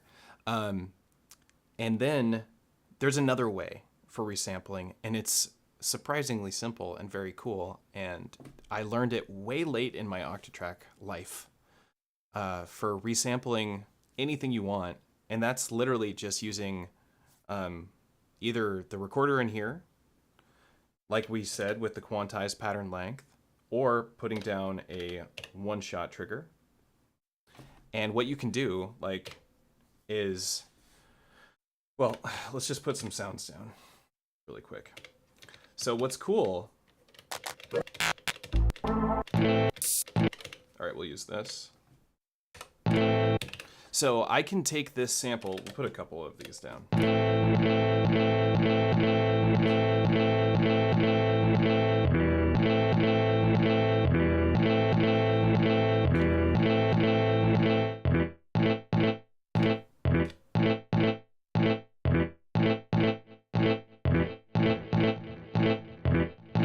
Okay, so what I can do, I just want to make something a little bit more unique than the original sound. So what you can do is I can put down a recorder trig like I already have on track 1, and this is a static track. This isn't a flex track, but you can resample on the Octatrack on any track at any time. And if you have a static track loaded, you can actually still audition it too. So what I can do is, let's use that one-shot trig. Look, it's sampling. There's a little plus symbol. So when I open up the audio editor, this is that original sample of the guitar, right? But I did just sample something on this track. So if I hold function and hit record 3 and I do select edit this recording, hey, take a look at that. That's the track that I just recorded. But that's not what's on the sequencer. I just resampled that immediately, and it's perfect. It's exactly what we just heard. Pretty sick, right? So you can actually resample at any time, all the time. The recording buffers are always available for you, no matter what. So if you want to resample, you don't need to do any intricate dialings. You just place down either just set up the quantized recorder and hit the button up here, if you have it on quick record mode, that is. Or in quick record mode, you can find in your project settings and personalize. And hey, where'd it go? Record quick mode. I'm looking for quick. I was looking for a Q. So record quick mode makes it so you can just hit the button. But if you're new to the Octatrack, don't use this because you're gonna screw up a lot because you're gonna hit these buttons all the time. Just something to think about.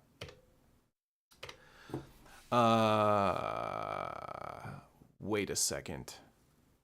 I highly recommend getting some Elektron lessons from Matt. I found it super helpful to get to know my gear. Oh, dude, thanks. Thanks, Troy. Yeah, I need the mods to remove the porn bots. I don't have mods in YouTube, but maybe I'll make you a mod, Robert. What else was I reading here? Can you talk about the pickup machines and tempo? It's very mysterious. So, okay, sure, I can talk about that real quick before I get to these other things. So, pickup machines are reading your... How do I put this? The pickup machines are using some tech in the Octatrack to detect your tempo. And it's, you know, it's detecting that tempo based on kind of like the length of time that you recorded for. And, or the transient. There's a couple different approaches that it takes. But if you were playing at 120 BPM on your guitar and recording that into here, and you hit with your pedal, your MIDI pedal to your Octatrack, and it started the recording, you played 4 bars at 120 BPM, and then you went, and you hit the button again, and you actually played at 120 BPM, you actually did, you were perfect, super borderline impossible to really be that perfect at it, your Octatrack would set itself to 120 BPM. So it's detecting... I believe using transient detection plus the length of time that you play for to find the tempo of your sample. And then it sets the tempo of your whole project based on that. And as soon as you adjust the tempo after your pickup machine, so like your pickup machine hears the tempo, decides it for your Octatrack, sets it here, and then when you go here to adjust it, it will start using the time stretch algorithm to match. Do you get what I'm saying? I know that's kind of like loosey-goosey way to put it, but so the Octatrack is just pickup machines decide the tempo of your project. Let's just put it that way. So unless there's a way around it, and the way around it is that when you set your pickup machine, you set up your record length. So if your record length is at max, that's why it's going to detect it for you. But if your record length is set to a specific number, then your tempo is going to be decided here. Because it's always going to record the same amount of time, so it doesn't matter what the tempo is. You decide. So that's the thing with it, is your R length. And most people don't mess with the R length with the pickup machines because they want it to be based on the content that they're putting into it, because they're using it like a looper. They don't want to press the button on and off. So yeah. Will this video be uploaded to YouTube after? Yes, it will. So I just leave these on my channel. I maybe will cut off the intro because it was just a lot of nonsense, but yeah, it'll be here for anybody who wants to watch an hour and a half of me babbling about stuff. But I do like the Q&A idea, talking to people about this stuff. Yeah. Okay, EZBOT, you're basically assigning the sample to a specific track. Yes, you're assigning the sample to a specific track. Yeah, that makes sense. I found it totally fails at guessing the tempo when you don't play 4/4 time signatures. Yeah. Yeah, that would make sense that it would struggle with that. If you set the R length, then how is it different than using a flex track? Well, it's different because it has a completely different setup. It has a completely different functionality. It overdubs. Flex tracks don't overdub. So in order for you to get overdubs using flex tracks, you have to use multiple flex tracks and have one overdub the next one. And you have to go in series. And you run out of overdubs because it's how many flex tracks. So with a pickup machine, you have infinite overdubs. You can just keep going and going and going and going. And you have different ways of setting it up, and you have different triggers for playing the pickup machine and for starting a recording again and deleting it. So they're really they're more flexible in a way. So flex tracks, excuse me, what flex means in flex tracks on the Octatrack is the flexibility to be able to play samples and recording buffers and play any recording buffer. That's why they're called flex tracks. I don't know. I wish they would have explained that to me when I first, or the manual would have kind of like, this is why it's called flex track. But that is why it's called flex track, because of its flexibility to work with recording buffers specifically. It's nice to catch a stream. It's nice to do a stream. I am glad I did. I want to do more. I wish I was doing them every week.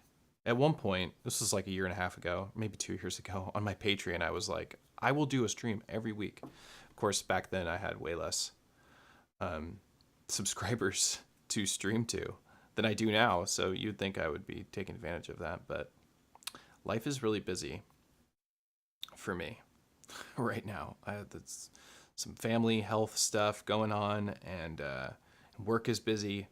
I also own Modbang, for those of you who are familiar with Modbang, and we're doing a little sale right now too. And that's a Eurorack modular synth cable store right now, mostly modular synth cables, so mostly patch cables. They all glow in the dark, and that's like a job, right? So I have that, and then I have the video stuff. So it's hard to get around to it, but I really do like to. Doug says, ever used the Microfreak? I love the Microfreak. I think it sounds awesome. It's definitely, like, for $300, it's probably the best synthesizer you can get for $300. And it has a vocoder. Anything that has a vocoder gets my stamp of approval, because I love singing and I love human voices. If you're ever wondering why, like, one song sticks out and like makes higher tops the charts better, so to speak, versus a song that doesn't have a vocal sample, it's always the one that has vocals in it that's going to, like, how is this? Oh, they're out of time. I put them in timeout. I guess I should have just booted them. I do, for whatever reason, I do think it's kind of funny that I'm getting like these like porno ads in my in my YouTube channel. It's kind of hilarious. All right, I'm just gonna boot you now. Remove.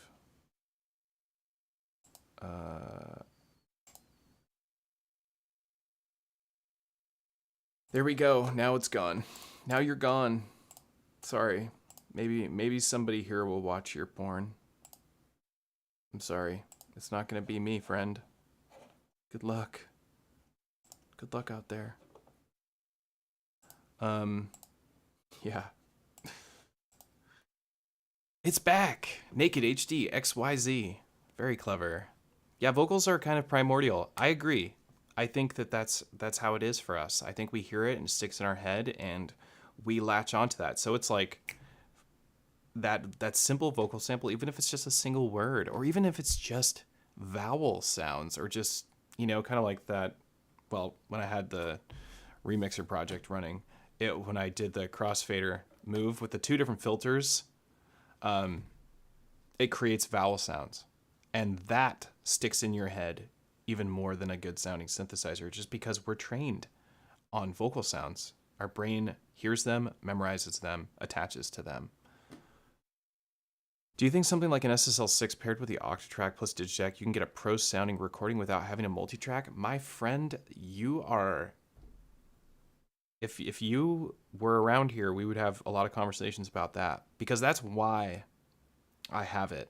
I also got this filter on my computer. It's a VST. Damn, I forget the name of it. I spent it was like $100. I've used it like 3 times. It's such a bummer. I need to put some more time into it, but it's a filter that allows you to isolate like tons of different parts of your sound on a stereo mix and mix them without having a multi-track. So it's really good at mastering stereo recordings. But yeah, the idea was I wanted to be able to just get good enough at mixing on these machines and then run it into some good hardware. And then I still will use mastering software or send it off to a mastering engineer if I want to, or do it myself. I do like to do it too. but have it not need to be multi-tracked. That is ideal. So this brings up the Dirty Wave M8. The Dirty Wave M8 has something really cool, and so does the OPZ. For those of you who have an OPZ, it can do something similar, but not as good as the M8 can do it. And that is that it can render tracks. So you could have it play from 0, right? Scene 0 on your Dirty Wave M8, and have it record up to like, scene 20 or whatever, which would be an entire song, and render those tracks individually. And then you could bring them into Bitwig, Ableton, Logic, whatever you're using, FL, and do some mixing and mastering there, which it needs. So like the M8 sounds rad, it's really cool, but it really does. Like if you want to have a really high quality sound, you should do those renders and bring them into your computer and then mess with it there, because it's like you can't mix on that machine. You can mix better on the Digitakt than you can on it. He did add a filter on the M8 that was cool, and it's a high pass and a low pass in one filter, so your resonance kind of is the high pass, and then your frequency is the low pass. So it's cool, and it kind of lets you mix a little bit. Thanks for the insight. Oh yeah, you're welcome. Yeah, okay. Even those KK slider covers where the songs are like minimal Animal Crossing voices are oddly compelling. Yeah, anything with just some voices are. What cameras do you use? Your shots always look nice. Why? Thank you. The one that we're looking at right now, the one that's pointed at me, is a Sony a6400 with a 1.8 Sony 35 millimeter prime lens on it. So that's why it has that nice. It's got. I have it on a autofocus. For this camera, I don't use autofocus on any other camera because I don't want my hands adjusting the focus. But for this one, it's on autofocus, so I can move around and it will track with me. But it creates a nice bokeh, which is why the bokeh is the blurriness of a background. That's called bokeh. And it, those lights, like this lamp, looks awesome. This is like a cheap, cheesy lamp that my partner's best friend gave to her. And I was like, oh, I'll use that. We'll look in a video. So a good lens makes stuff like that happen. Makes the modular blurry and all that. And then on the overhead is an overkill camera. So it's an A7R2. It's a 42 megapixel photo camera that does 4K video like the A6400. But I would recommend an A6400 or a ZVE10 by Sony with a prime lens for a face cam. And then for an overhead, you're going to want something that lets you zoom if you're going to do an overhead setup. So maybe not a prime lens for an overhead, but definitely a prime lens for your face shot. And if you're going to do some hero shots, a prime lens for a third camera would be good. And I'm just all Sony. I think Canon has got better color. It looks better in terms of like the coloring, but I think that the motion tracking and how easy it is to set up my Sony cams, I would choose the Sony cams over the Canon at this point. I started off with Canon. I kind of wish the M8 had a few more buttons, but the software side of things is kind of amazing. Yeah, I agree. But yeah, you get around those buttons real fast. What do you think most larger performers have stuck with Ableton laptop timecode and not embrace hardware? That's a great question, and the answer is because it's better. It sounds better. The answer is that they have unlimited tracks and unlimited VSTs and mastering software. They can program anything you want. You're always going to find a better... I saw Sylvan Esso at a park recently, or not super recently, but recently enough that I remember it well.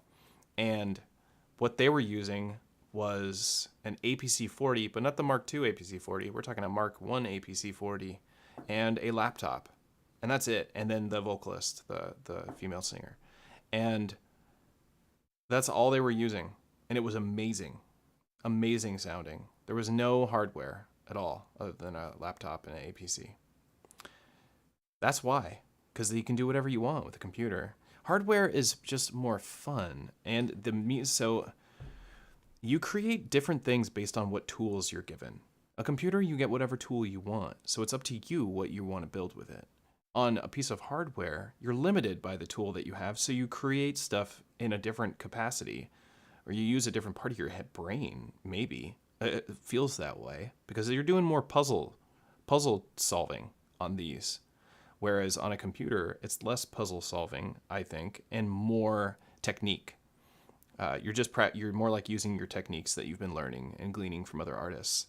Where here you're trying to apply those techniques, but you're really also just trying to achieve goals within the limitations of your hardware. And that creates music that maybe you wouldn't create on your computer. That's my experience. Do you use a C-stand for an overhead rig? I do not. You want to see it? Want to see what's going on here? Check this out. Let's switch to this cam.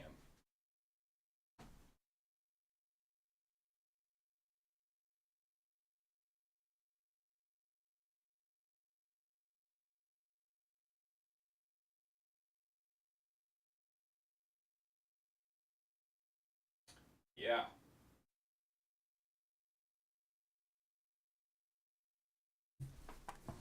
Yeah, so there you go. I am using a giant overhead setup. This is the same kind of setup that I use on a at Patchworks and for making YouTube videos there. So I'm able to affix things. As you saw, I have a pencil condenser microphone that's above me so that I have the appearance of no microphone and it feels more like a television show. You'd have better sound quality with an SM7B like right up in my grill, but I don't want that covering my face. And I also don't want it in the view. I just like the show feeling more. So I use the overhead. But that's why this big overhead setup is cool. And I attached it to my wall, which is why there's no big C-stand. There's one C-stand. So the answer to your question is yes, I'm using a C-stand.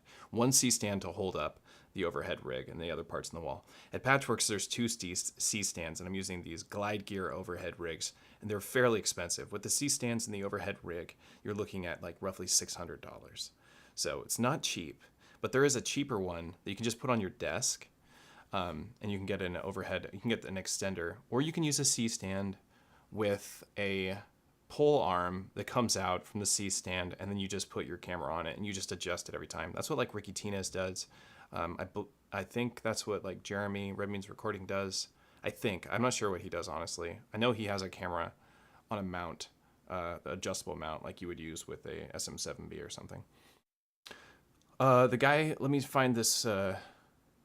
Every time I post a question, stupid porn bot ruins it. Can you touch on the idea of a quick track solo mute and possibly using the fill mode as a solo button? Thanks, dude. So are we talking on the Octatrack? You're going to have to answer that question first. So I'm not sure. The quick track solo button.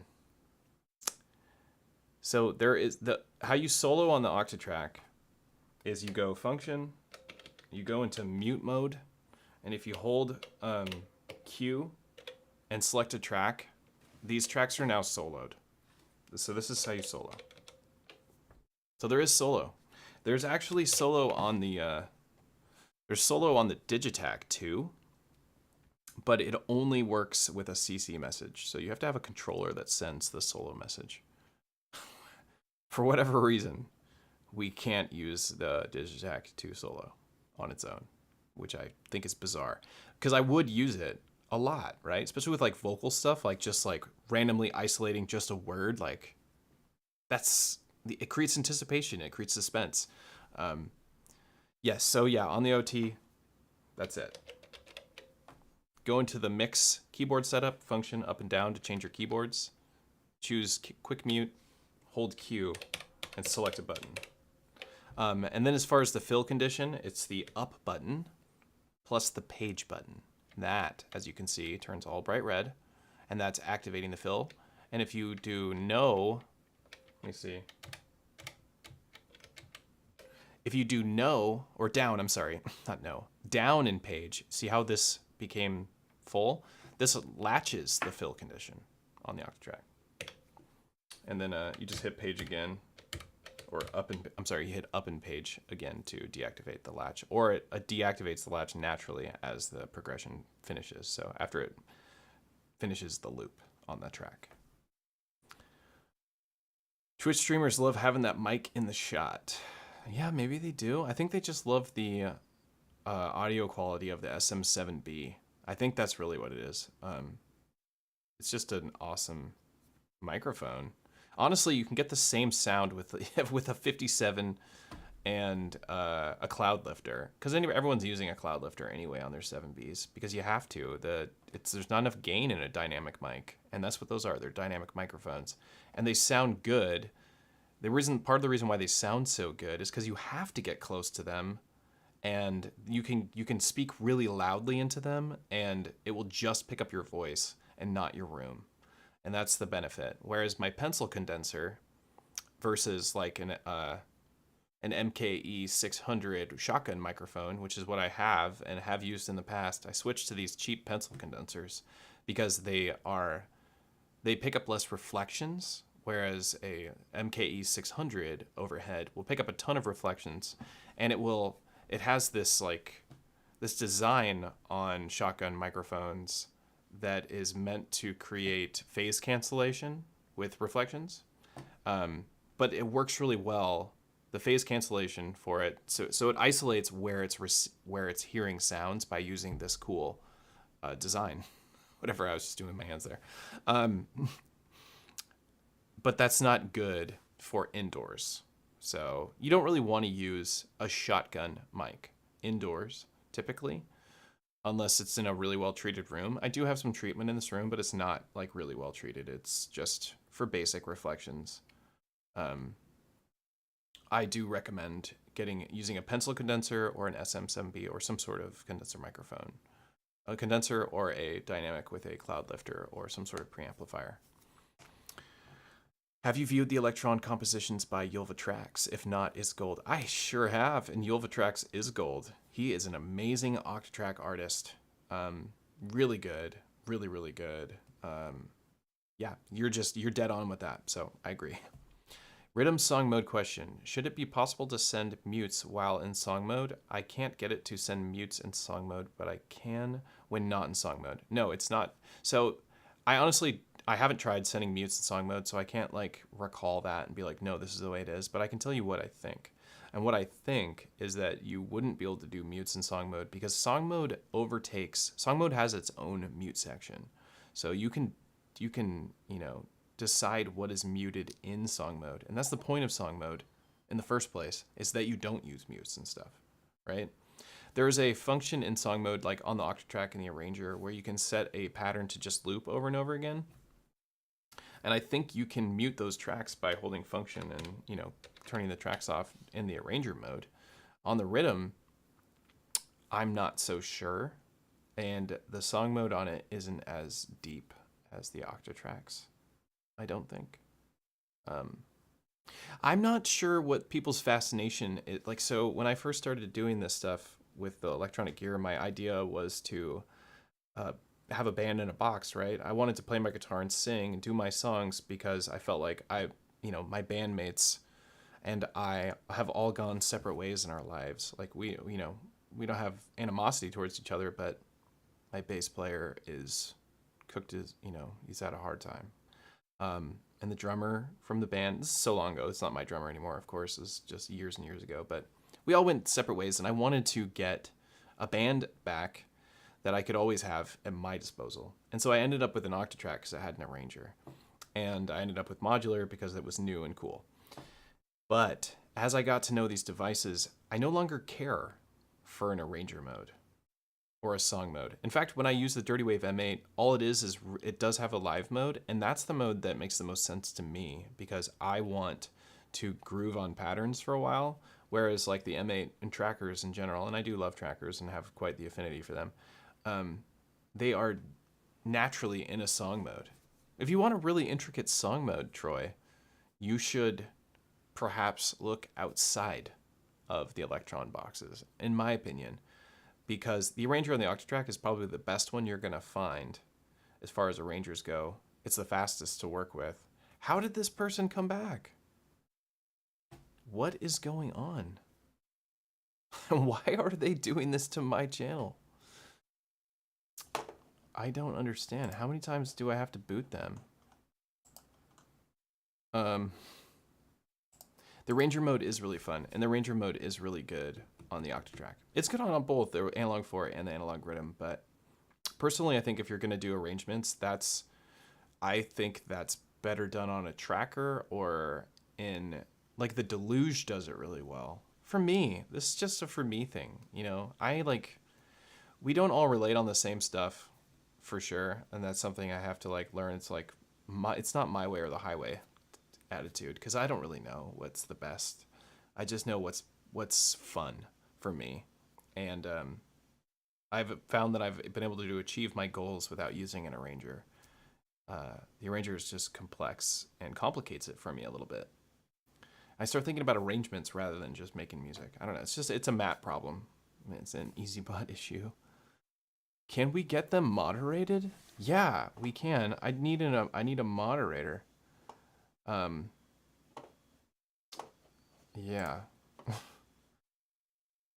Yeah, I hate that they're doing that. What's the deal? Ranger mode comes with its own set of performance techniques. Yeah, it does. Exactly. It really does. Robert, you know your stuff. You really do. Yeah. I gotta say, it is really great to have everybody here hanging out with me on an Elektron Talk episode. So far, what we talked a little bit about was the Arpeggiator. Very briefly, we talked about resampling. We talked about using the Octatrack as a performance mixer. We've been talking about the arranger mode, the amplifier menu, how to use one-shot triggers, how to create the sidechain pumping effect. And I think, we already talked about the like VCA and the Octatrack.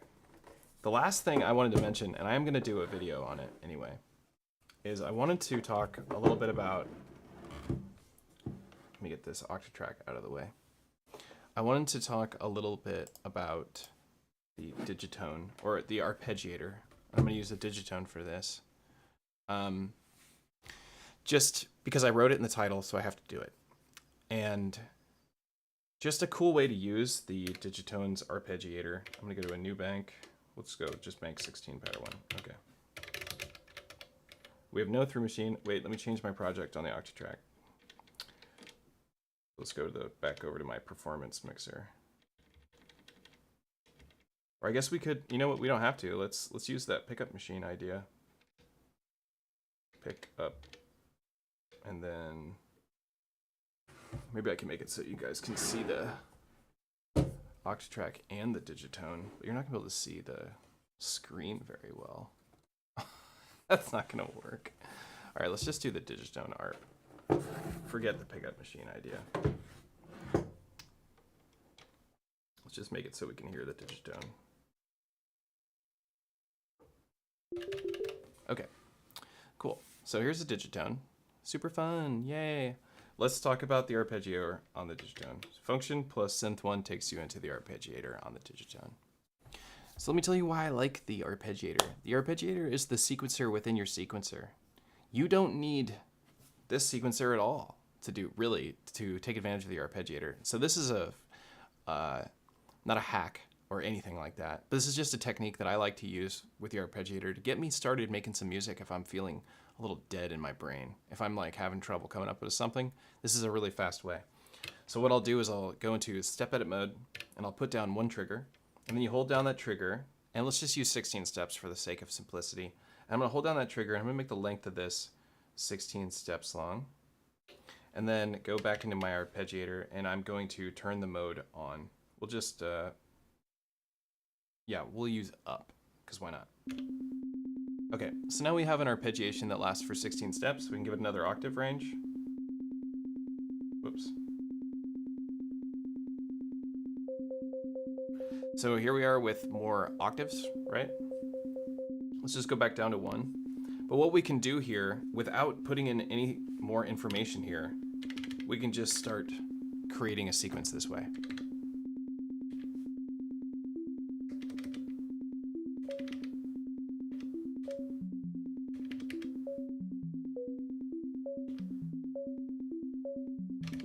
Let's give it a new sound. Oh yeah, I forgot, I just deleted my arpeggiation. Let's do it again. Turn it back on.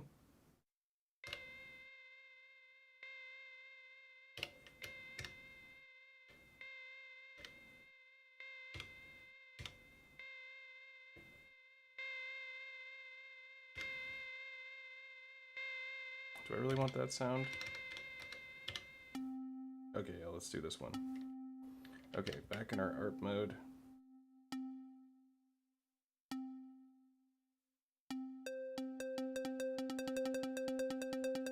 Okay, back to 16th notes, right? So, what's really cool, yeah, Ivar Treaty has some very cool video on using the ARP for ratchets on drums on the Digitone. Yeah, it's really cool. All you do is change the note from like a C to a C sharp, and then you're able to add other sounds intermittently with your arpeggiator. So you can have your arpeggiator play over other sounds. But we're not going to go into that. I know that Ivar's done a great video on how to do that, and it's a really cool technique. But we can just create a sequence this way. I don't even need to hear it.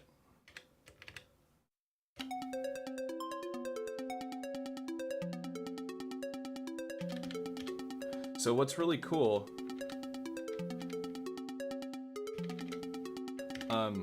about the Octatrack's arpeggiator as opposed to the Digitones, what button am I pressing that just keeps turning that off?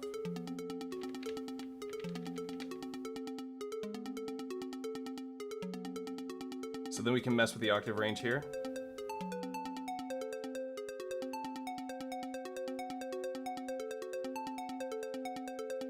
If I want to take some steps out, just press down.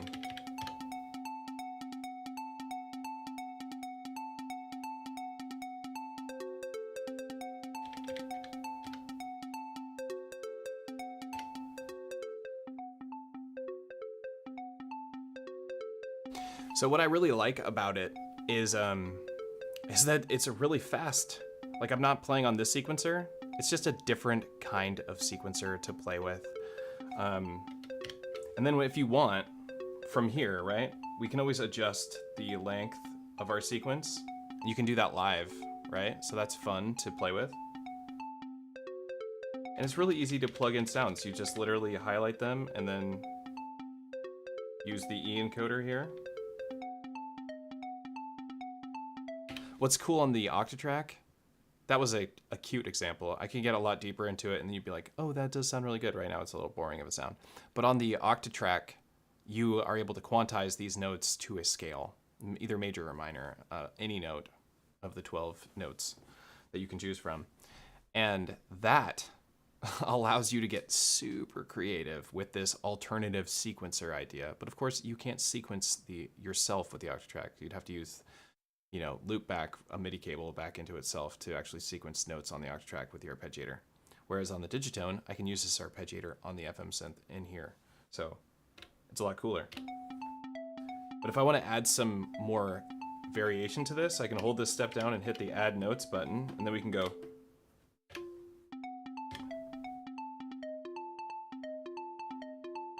Right now it sounds a little goofy because this is like not to any scale.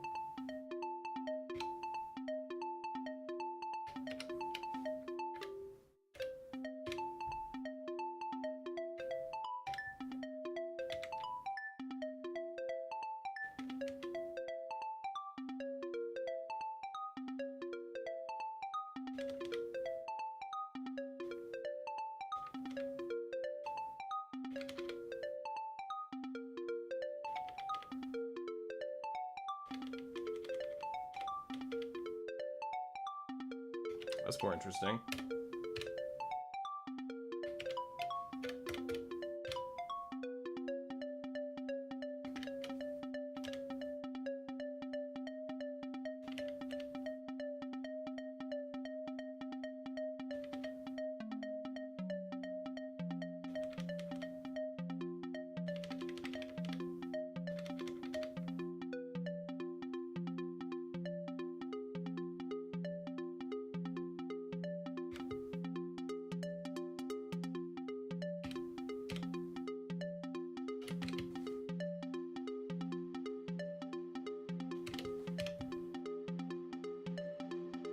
Okay, so now we have something kind of interesting. We can copy this track, hold the track down, copy it, go to the next track and paste it. And on this one, just put down that same sequence. I could have copied that note, but we'll put down 16 steps. And now we can kind of mess with this one.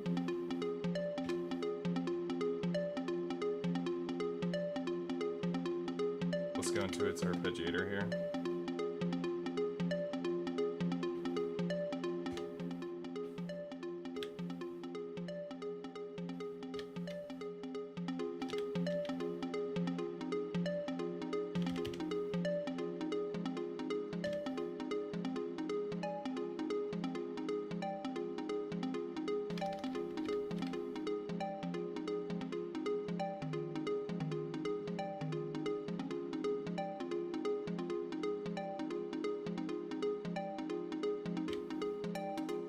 Maybe I'll pan them both.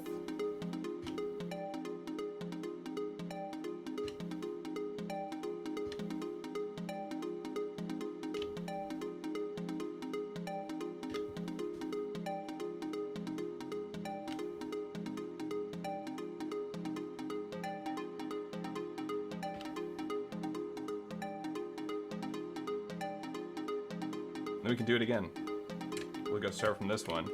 Copy that one, paste it here. Put that same note down from here.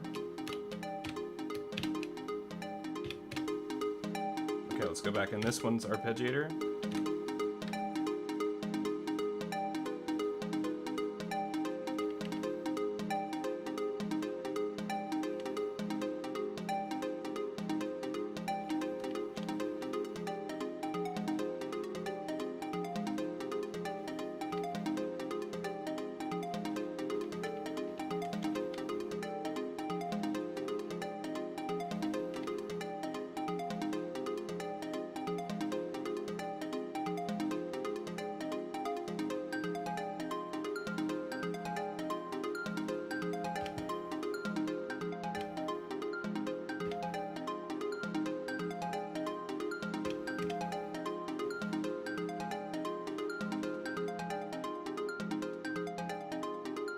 And then I think I can transpose the whole thing down. Ooh, here we go. So this is all just arpeggiators, no sequencing on here, just sequencing using the arpeggiator sequencers. Now we can go to our last track, and actually let's go in here, and yeah. Go in here, go to sounds, let's go to our sound manager, filter, kick, sure, filter, snare,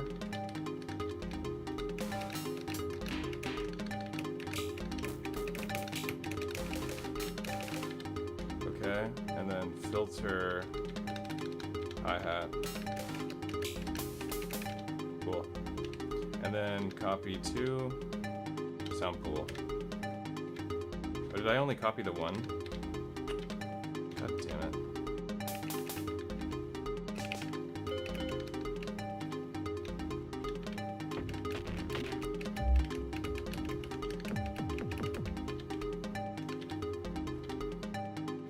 Alright, let's go and grab that snare one more time.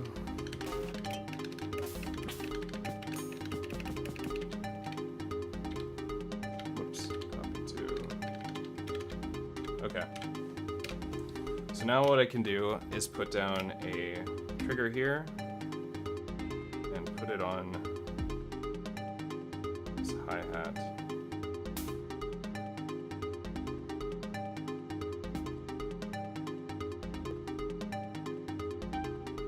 Where'd that hi-hat go?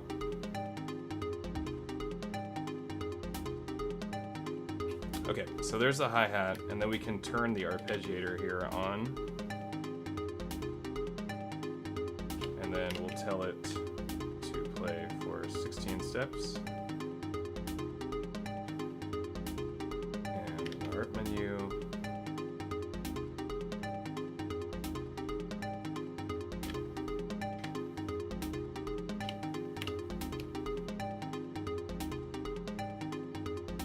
What am I forgetting?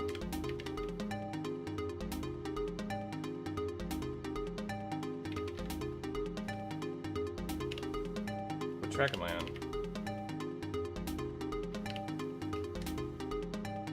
Well, let's just try and put some drums in real quick.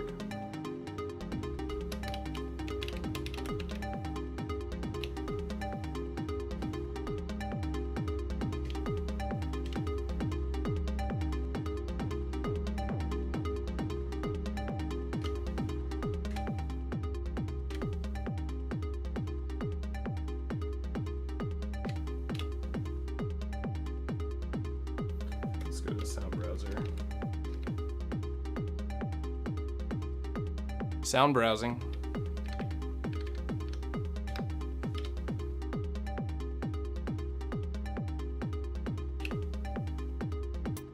Okay.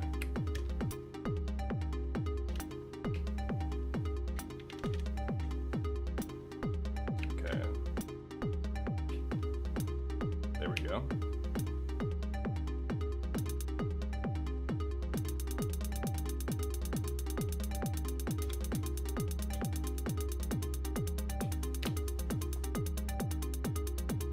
So we got a hi-hat arpeggiating over the kick drum.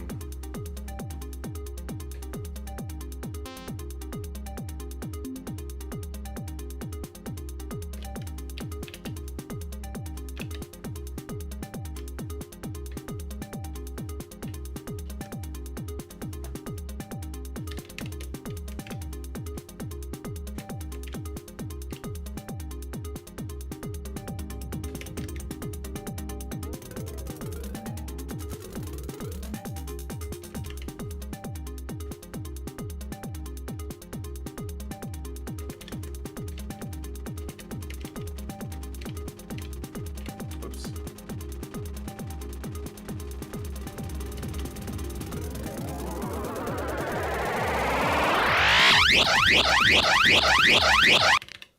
Woo!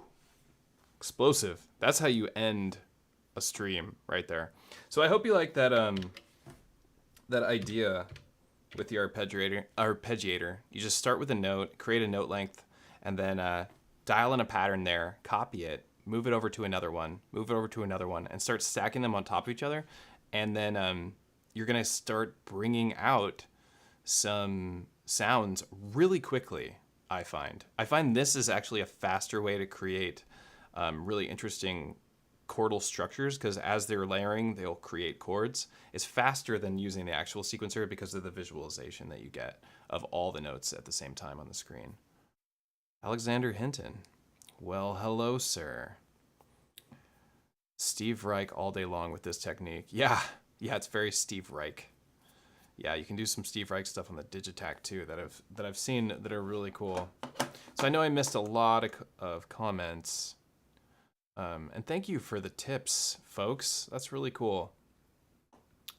I've never even thought to use the ARP this way. Mike Donaghy. Well, that's what I'm here for. I'm gonna slip into your brain, Mike, and just talk about the ARP while you're trying to sleep. Think about using the ARP like this. Zach, a real specific question if you have time. I have an A4 plus a DT plus OT, making bass grooves on the A4 and drums on DT. Should I run the A4 bass track through the DT compressor while playing live? Doggy, what now? Making bass grooves on the A4 and drums on the DT. Okay, should I run the A4 bass track through the DT compressor while playing live? Are you're doing these into the Octatrack? If you're running this stuff into the Octatrack, then I would run it into the Octatrack separately, into its own separate tracks. So I wouldn't process any of your external gear into your Digitakt if you're using only those two machines. That's just my opinion. But if you're trying to use the Digitakt, this isn't a Digitakt, but if you're trying to use the Digitakt's compressor to compress your mix, then yeah, that's not a bad idea. If you're going to use it as like a master effect. Yeah. Now back to playing Elden Ring. You're right, Robert. That's exactly where we're going.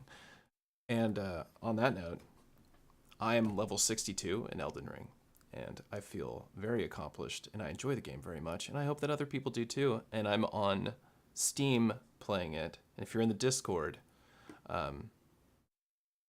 post your Steam name or something, and maybe I'll end up playing with you. You can summon me to fight Margit if you're stuck like Alex's, Alexander Hinton. Cool. I'm gonna go. It's 10 o'clock. I've been doing this for a while. I'm happy I did, as I was told that I would be, and I am. So if you'd like to support this channel or the Discord EZBOT, or this channel EZBOT, or me, Matthew, if you like me specifically, please visit the EZBOT Discord and or my Patreon, where you can subscribe to my content, and it helps me do this. And it provides me with some income that allows me to pursue this stuff and educate myself, and therefore hopefully educate others as well, because that's what I do with my education, is I share it. And you also get access to my Octatrack templates that I design, and I put a lot of energy and time into them, plus some sample packs that I work on. They're very minor. Really, it's the Octatrack template and supporting me as an artist. But if you're interested in doing that, visit the Patreon, patreon.com/EZBOT. Otherwise, I don't really care. I'm just happy you're here and hanging out with me. So everybody have a great night. My build, for the person who just asked my build in Elden Ring, I'm Faith Dexterity. Isaac Knoll, what's up? Long time. Actually, not that long. I saw you on my last stream, but I'm glad you're here. Have fun storming the castle. I will. I'm gonna have fun storming the castle. You guys, thank you so much for hanging out, and I'll see you on the next stream. Take care.